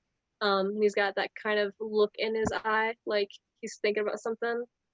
Like it's reminding him of something. And after kind of a bit of a beat, he goes, so where'd you get those? The mushrooms. They're just interesting. I'm gonna try to deceive him. Okay. And say that I found them. Come on. I've been doing really, really good today. Dang. I got a 6 plus 3. I got a 9. 9. Questionable. 9 on deception? Yeah. You got an 8 on insight. Period.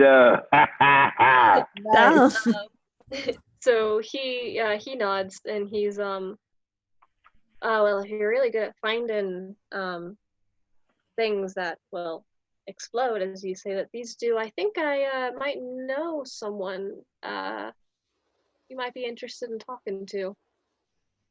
Oh. Her name's Aubrey. She lives.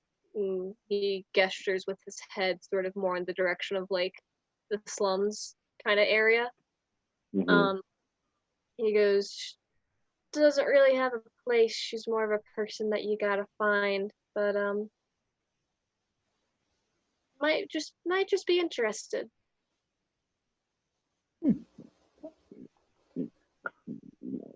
Definitely. Thank you for tipping me off about that. I think we can look into that when we have time. No problem. Don't tell her I sent you. Why?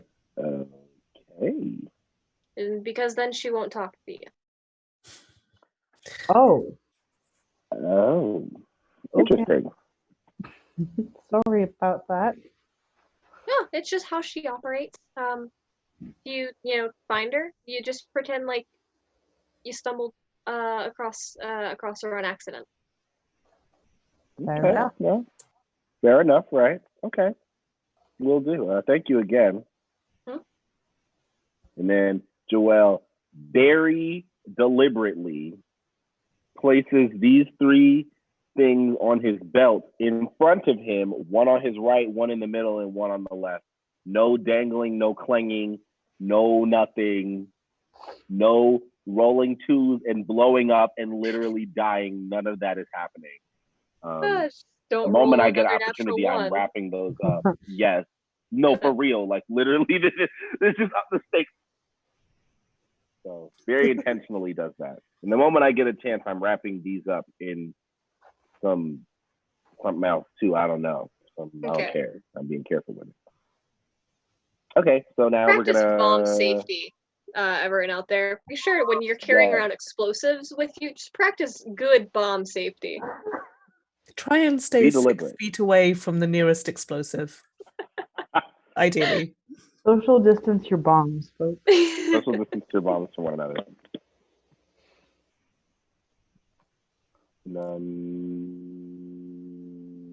Yeah. Where are we going? Temple, Father Ansel. The temple to Father Ansel. I literally am like Midori. Okay. Let's go. Right. We know what building it is. It's the chandelier. It's easy, yeah, it's easy to see. And it is indeed very easy to find.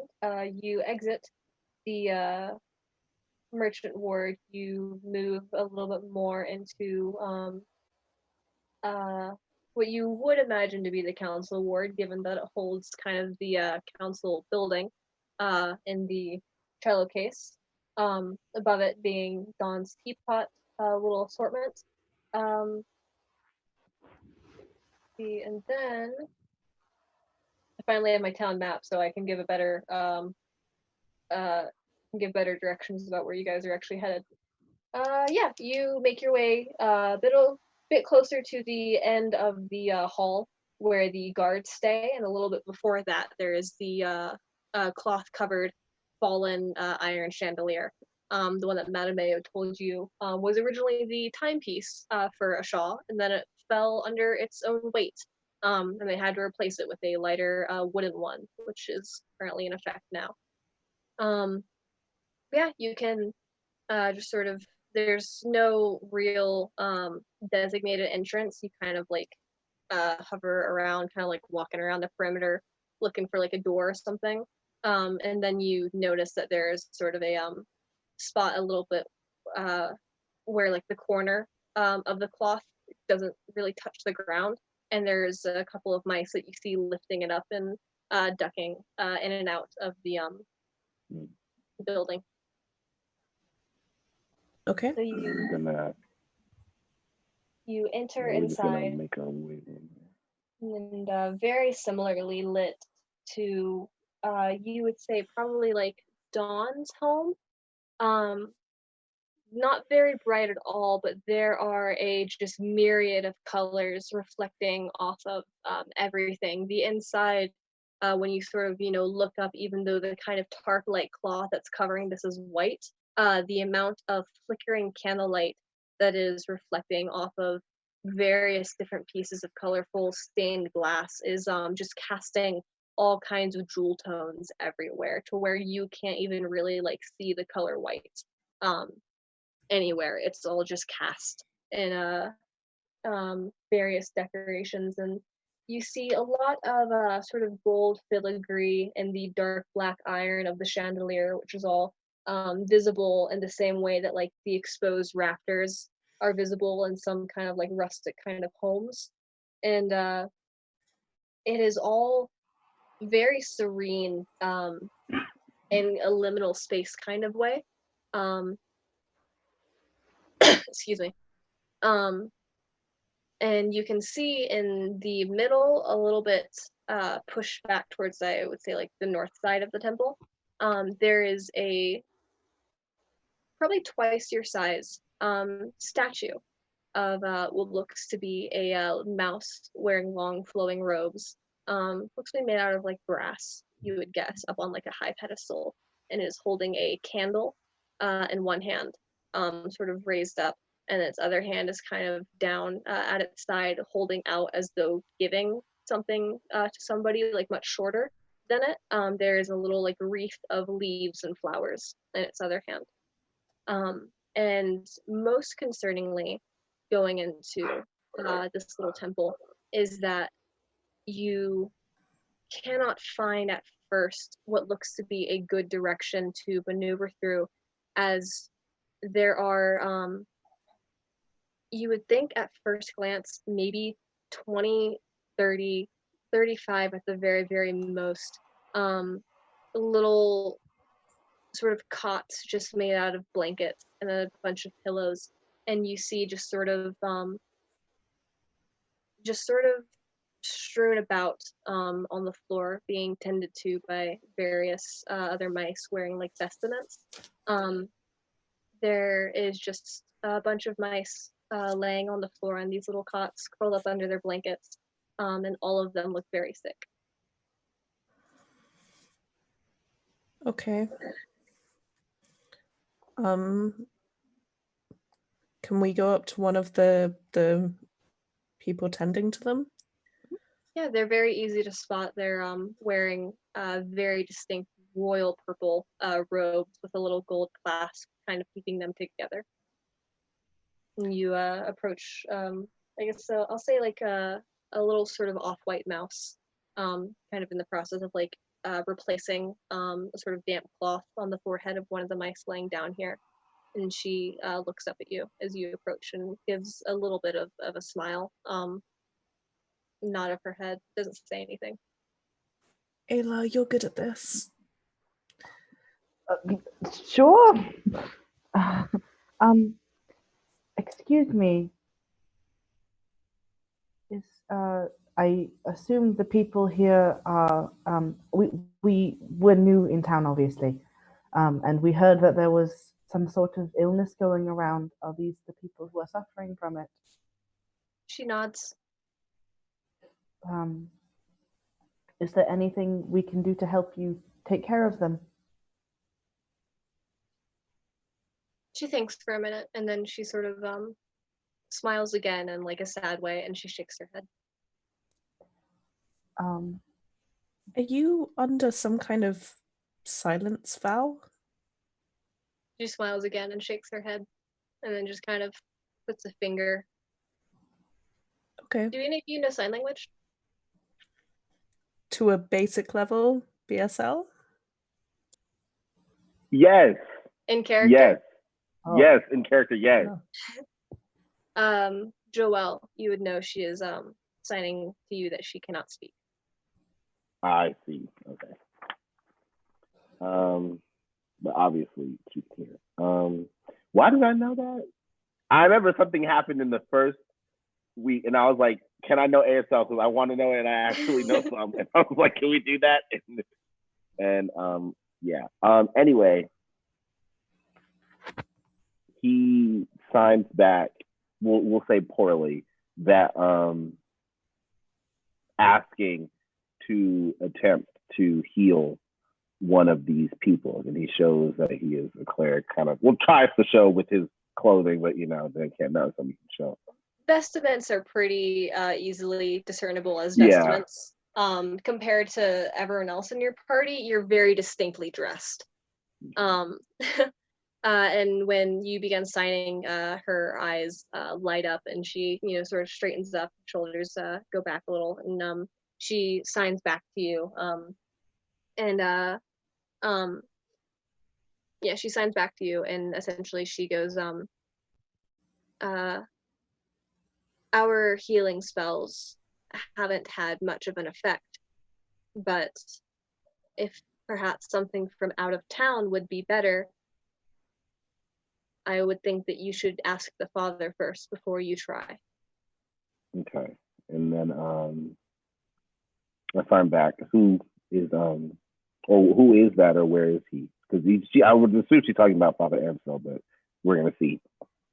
Yeah, and she inclines with her head over to the part of the chandelier directly across from where you entered from, and you sort of follow her line of sight over to a very, very tall, kind of skinny, not exactly in like a healthy way, kind of just all skin and bones, Siamese point mouse, wearing tiny, tiny little spectacles at the end of his nose, with sort of droopy whiskers, a little bit of like graying around the muzzle of old age, and he is wearing a long white robe with a purple sash of the same shade that the robes of this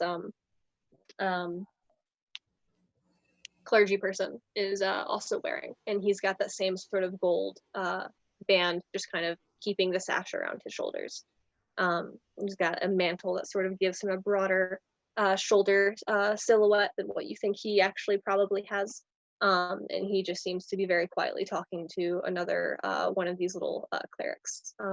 Someone else who's also wearing white and purple rather than just solid purple. Let's see. I sign, thank you very much, and ask her what her name is. Her first to who we were speaking. She tells you that her name is Nora. Nora. Okay. And then I convey that information and kind of I'm like, that's him, that's the guy. And we like make our way over to Father Anselm. Thank you, Nora. It's nice to meet you. And she smiles and she waves as you walk away and then returns to her duties. You go to approach Father Ansel, sort of moving away from the half of the temple where all of the sick are being cared for, over to an area that's a little clear. There's a couple of pews sort of set up, but it doesn't look like any of them are really in use now. Father Ansel notices you much earlier than you really sort of like expect him to. Very soon after you turn away from Nora, you catch his eye, and he turns and he looks at you, and he straightens up, stands very tall, and then he sort of whispers something to the younger mouse that he is speaking to, and you see she also turns and kind of does like a double take, and then like glances over at him and also tries to like straighten up to like copy him, and sort of steps like just a little bit back and like not behind him but just like to his right. And he watches you very intently as you approach, makes intense eye contact, pretty much waiting expectantly. For sure trips over on the way under scrutiny. Like 100% the second he thinks about like walking, the walking ceases to happen. But he like catches himself and is just very embarrassed. Joel goes back to season 1 energy and ungirds his loins, and Mr. Krabs walks to him on point. Like, holier than thou, very, very pious, and does another fake bougie bow and is like, Father Anselm, kind of like questiony, but like also respecty bow in front of the three of us. And, he just kind of nods at you, like, "Yep, that's me." And Joel's kind of like my charms aren't working, and he's like, my name is Joel. I am a cleric of Lady Sune, and these are my co-questers. Ayla. And well, we're here on the request of Madame Mayo, and we just wanted to ask you a few questions about what's been going on here. Well, I'm listening. Well, for one, one of your associates, Nora, told me that your magic doesn't do much to assist the sick here, and I was wondering. I have two forms of healing magic, well, three actually, and was wondering if I could see if any of them would yield results, just to try to understand the nature of what's happening here. Well, you may try if you like. In our experiences, whenever we try to call upon the powers that be in order to aid these, it only lasts for about a day before they find themselves falling ill once more. Hmm. Interesting. So it's like some kind of poison or curse? Doesn't seem so much a poison as simply an illness. Unsure Okay. of what brought it on. It does not seem to be contagious from what we've uh, been studying, but Do all of random mice are falling ill at random. It's not Hmm. something that we can predict, and it's not something that we have been able to keep track of. It just keeps getting worse.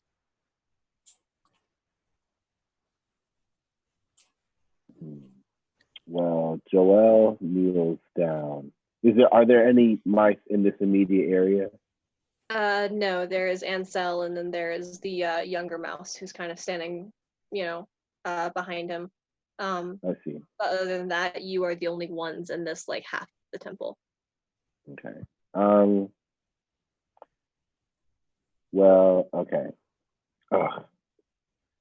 I kind of like lean back towards Quorum and Ayla, and I'm like, should we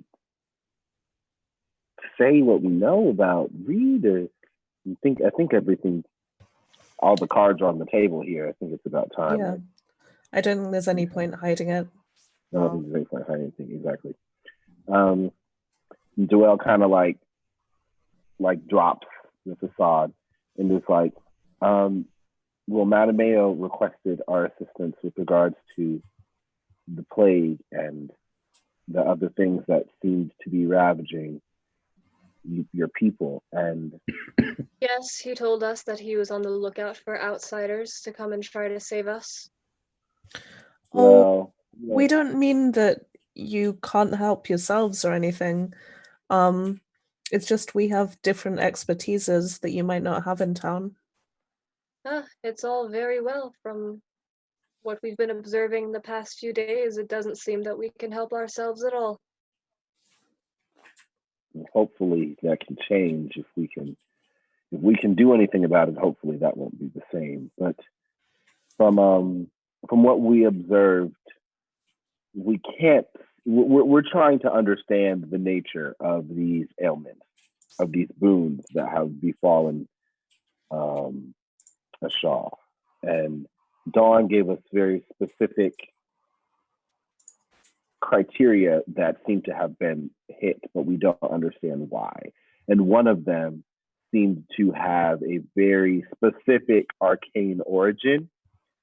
And when we investigated some of its background, we learned about, and then Joel kind of like gets quieter and more personal. We learned about Reed and his incident, which seemed to be somewhat connected to the beast that was one of the boons. You notice that when you say Dawn, you didn't think it was possible, but Ansel looks more annoyed than he already was. And you mentioned Reed, and he looks even more annoyed.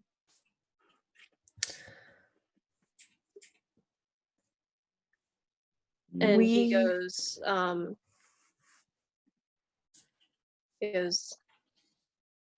everyone is so very intent on listening to them. No one will listen to the opinion of Bailey and myself, which is that this is all the fault of those underground. This is clearly them trying to sabotage us. We understand you've had some trouble with the Underdark, is that right? Yes. Is it a personal vendetta? Not on our part at all. We aren't the ones who started it. Of course. But this seems unusual even for them.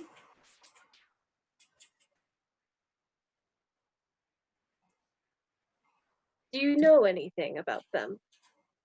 The Underdark in Yes. general, I know a bit. Yes. You don't look like it. That's not what most people think when they see me. He looks confused. We're like, I'm a drow. We are the elves that live in the Underdark. I wasn't raised there, but my parents were. Yes. Normally they're a lot bigger than this. Normally, I'm a lot bigger. Is a drow a type of rat? No. I mean, that Then may I- be used as a slur, but not literally, no. not literally, no. Then I do not think this is the element that you are familiar with. Probably not. We maintained a lot of spiders. If you've ever had Gross. troubles with spiders of any kind. We have seen some of those, but I do not think that they belong necessarily to them. The problems that we tend to have are with the more unsavory types of creatures, snakes, frogs, rats. Mm. They are the ones who are troubling us.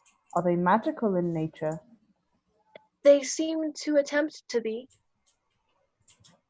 So they're organized, the rats?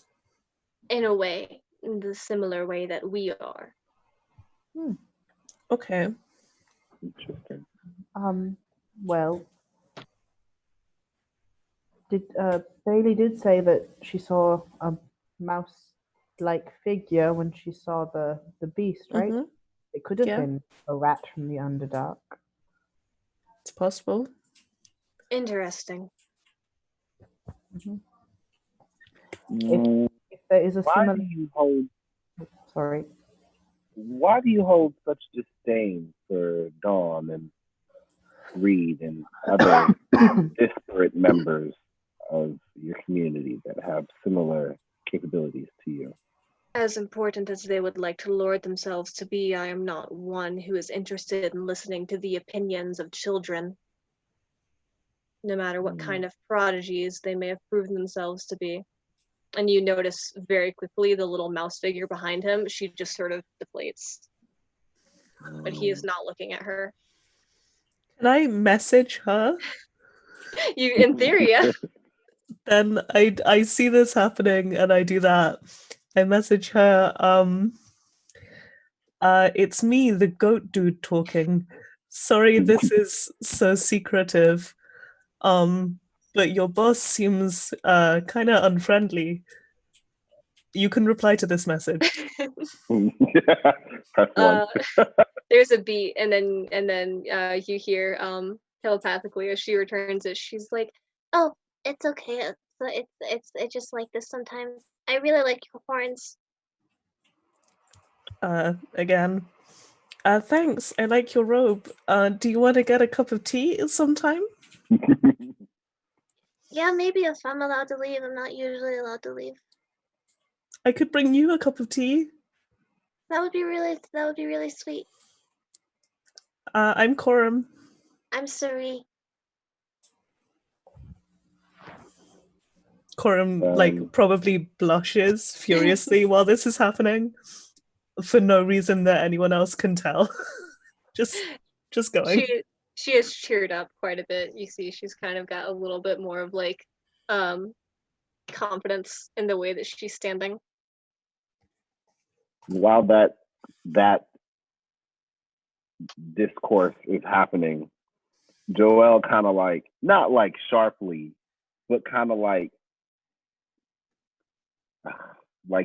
smugly, not even smugly, like whatever, responds to suggest like, well, how many, not how many, Dawn's predictions, were they helpful to preventing or lessening the effects of these boons in any way? Preventing? No. She just knew they were going to happen a few days before they did. Did that not help? And yeah, I was gonna say. It I mean, likely would have if any of the preparations that we made actually were useful. But we can't seem to find the source of whatever is wrong with the water so far, which is also something that I am intent on blaming on these rats, as they're the ones who tend to be behind things such as this. It's not the first time that they have tried to tamper with our food or our water supply. And as far as the illness goes, I am not one to jump to the conclusion that it is arcane in nature, but so far it is something that I am leaning towards. Speaking of that, and then Joelle walks away. This conversation can continue, but I'm going over to the mice on the other side. Okay. Oh, sorry about him. He gets distracted. If you think it's arcane, that would kind of fit with what we know already. That was actually why we were hoping to speak with Reed, although I know he's not here anymore. Is there anything... Sorry, Conroy. yes, because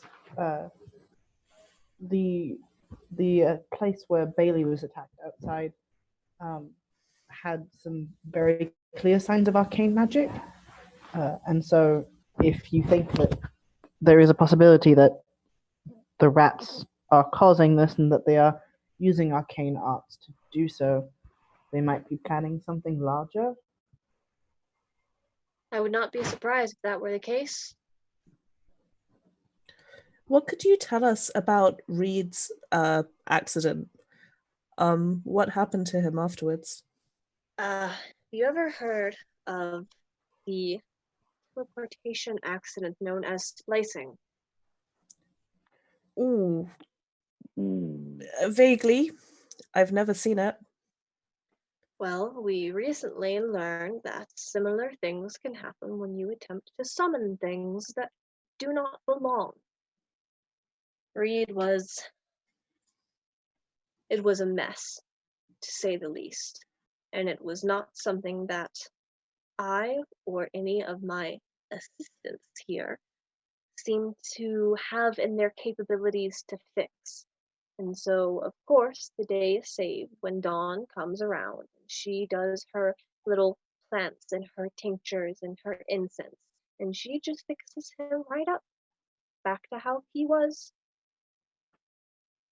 That's a miracle, right? Of course it is. No, not meaning to offend you in any way, but you seem upset that he was returned to his normal state. Isn't it a good thing to have one of your citizens back the way they're supposed to be?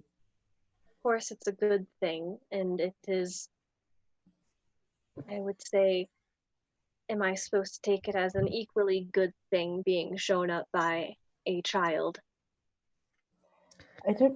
I mean, again, not meaning any offense. I can throw knives probably better than any of you in this room, but that doesn't make me better than you because I can throw knives better. Just because one person can do something and someone else can't doesn't mean that one of you is better than the other. You muted yourself, Rue, at the end of that. What did I miss? It doesn't mean that it makes you better than anyone else. Just means that two of you have different skills. So she can do a different magic than you can, but you can do a magic that she can't. And so you don't need to worry about a rivalry in such a way, I don't think.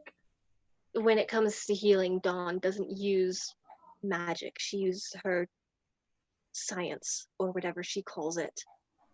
The only time she uses magic is when employing the things that Madameo and I taught her in order to see into the future.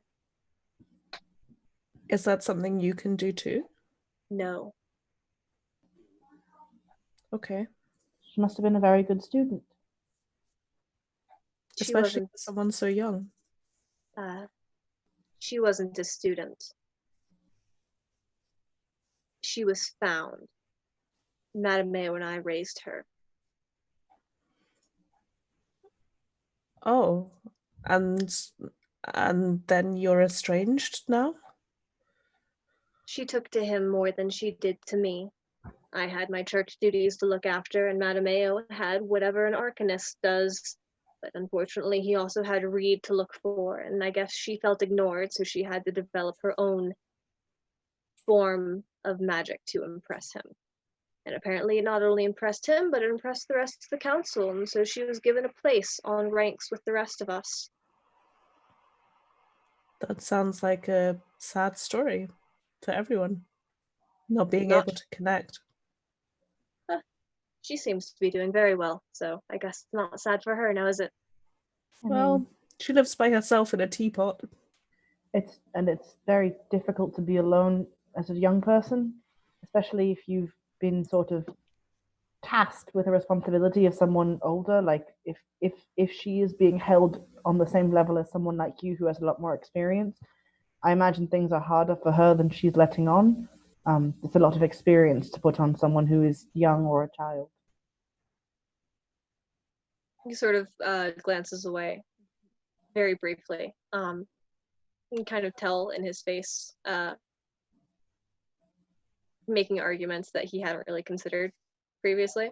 But the stubbornness and pride is still there full force. And he comes back and he goes, well, she is having any sort of trouble. I don't see why she wouldn't tell someone. Perhaps she will. Perhaps. I was asking Bailey about it, but you also seem very interested in the creatures of the Underdark. Hmm. Do you know where they enter from? Like, is there sort of a point of entry that we could examine to see if perhaps it's been more trafficked lately?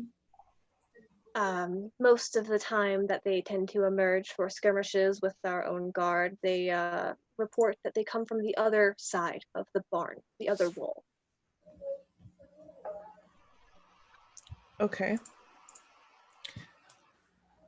We imagine that's where their exit tunnels are. You don't use...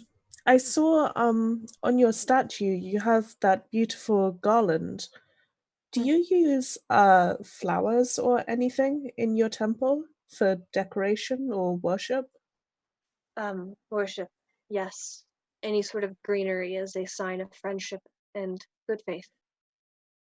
I see. Is a Okay. promise to take care of each other and also light the way of progress so that we continue to grow and succeed as a town. Okay. Thank you. Is there anything else I can do for you? I don't think so. Thank you for your guidance.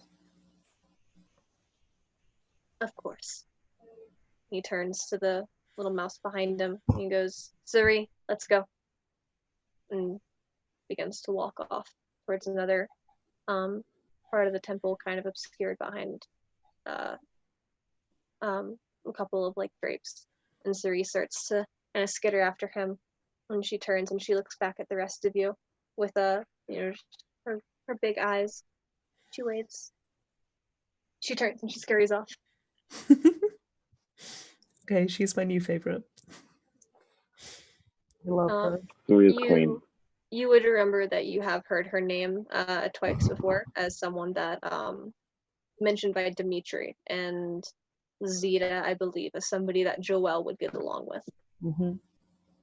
Suri equals my queen. Speaking of Joelle, and the last couple of minutes here before we close out for the night, what are you doing as you head over to the rest of the clergy? During that conversation, I relayed to Nora that Father Ansel said I can basically do whatever, just, because nothing works. Mm-hmm. And I went through and found 3 mice that shared the same symptoms and that were roughly the same size. to one. I tried to down some of my one potion, healing potion, on them. On another one, I cast Lesser Restoration. Another one, I cast Heal Wounds, and I waited for the duration of that conversation to see the effects on those people, see how their fevers panned out, and to see which kind of healing did the most, which one was the most immediately effective, if any of them did nothing, etc. The cure wounds and the healing potion seem to lessen the symptoms a little bit more, but the only actual recovery came with lesser restoration. Mm. And you sort of see in the face of the purple robed figures who kind of like catch the whose attention you kind of catch with it. There is some recognition in their eyes of they've seen this before. But regardless, the mouse that you cast lesser restoration on in seconds is up on their feet, much better energy back into their body. And then I asked Nora if this is what happened previously with other magic that was used. She nods. Okay. I thought as much. Yeah, then it pretty much just coincides with the other things. It seems like some kind of curse or some kind of magical arcane type of plague versus a sickness or a physical ailment. You would know, Joelle, that curses do not get healed by lesser restoration. You would need a greater restoration to do something like that. What lesser restoration heals is the condition of being blinded, deafened, paralyzed, or poisoned. That's where we're going to leave it for today. Okay. Thank you, everyone, for joining us for this episode 3. We are almost halfway through Mousecapades. Can you believe that an 8-episode campaign can be drawn out over 4 months? Played bi-weekly, it can. This campaign has been about 6 hours long, I think, in game. And we're like a solid month into it now. So this is very fun, keeping up with all the time shenanigans. Anyways, I am your DM, Joe. I go by they, them pronouns, and you can find me at Sleepless Seymour with only 2 S's in the middle on Twitter, Cat in Charge, anywhere else. I'm also on TikTok, so hit me up there. I'm mostly active. I also do writing. I do a lot of writing of pretty much any genre for whatsoever. Right now I have a thing going on where I'm trying to get off the ground doing 100-word drabbles for whatever you want me to write about for $1. So hit me up through my Twitter if you would like something like that. I had 2 things to plug and I couldn't remember.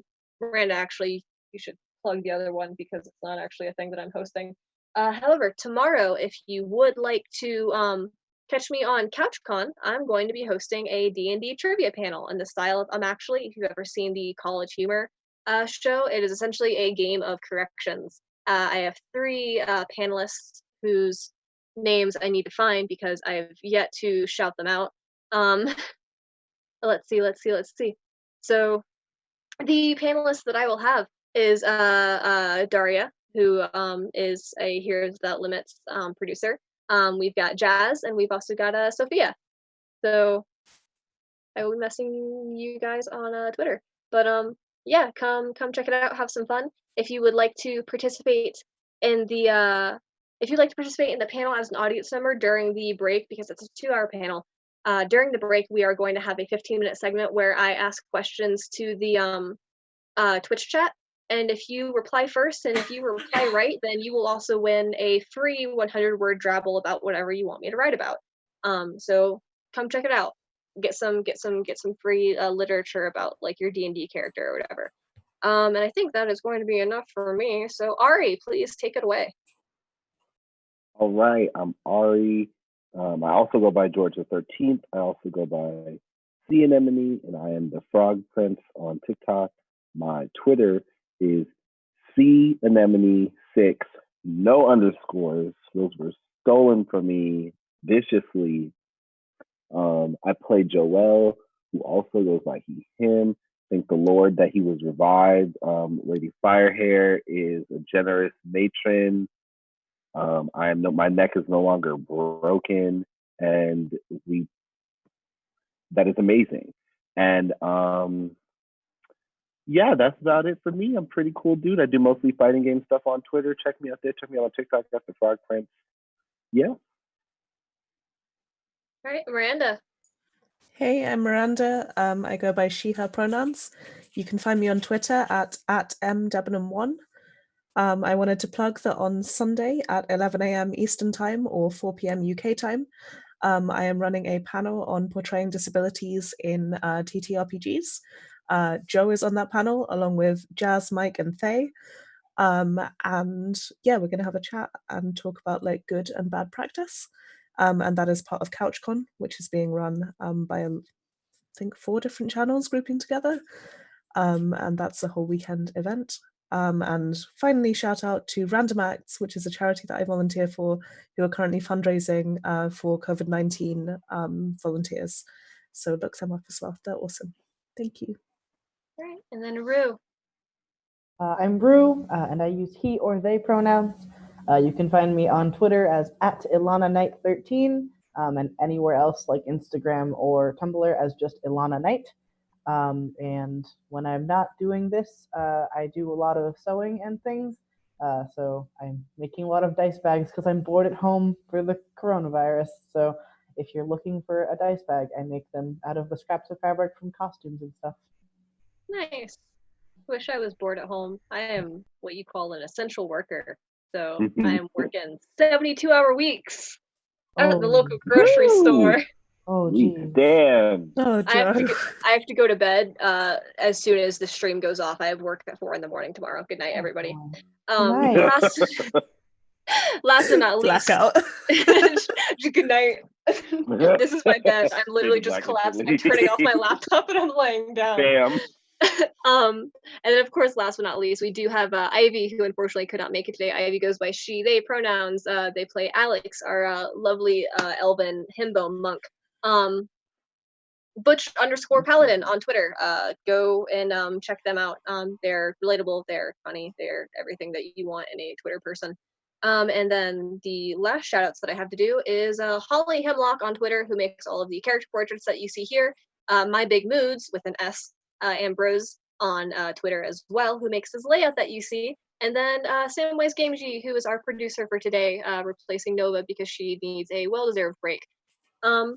Yeah, I think that is everything for this episode. We will see you guys same time, same place on April 17th, it looks like, for the halfway section of Mousecapades. You thought that this was going to be a cute cottagecore Beatrix Potter adventure. Surprise, it's the tiny apocalypse. I didn't mean for it to be so relevant when I wrote it, I promise. It wasn't relevant a month ago. Things happened. Yeah. And as long as things happen, please continue to love yourself and support the people around you and stay in your goddamn house, I swear to God. Yes, please. But be safe, be healthy, take care of yourself. It's gonna be all right. Good night, everybody. Have a good one. Good night. See y'all in 2 weeks.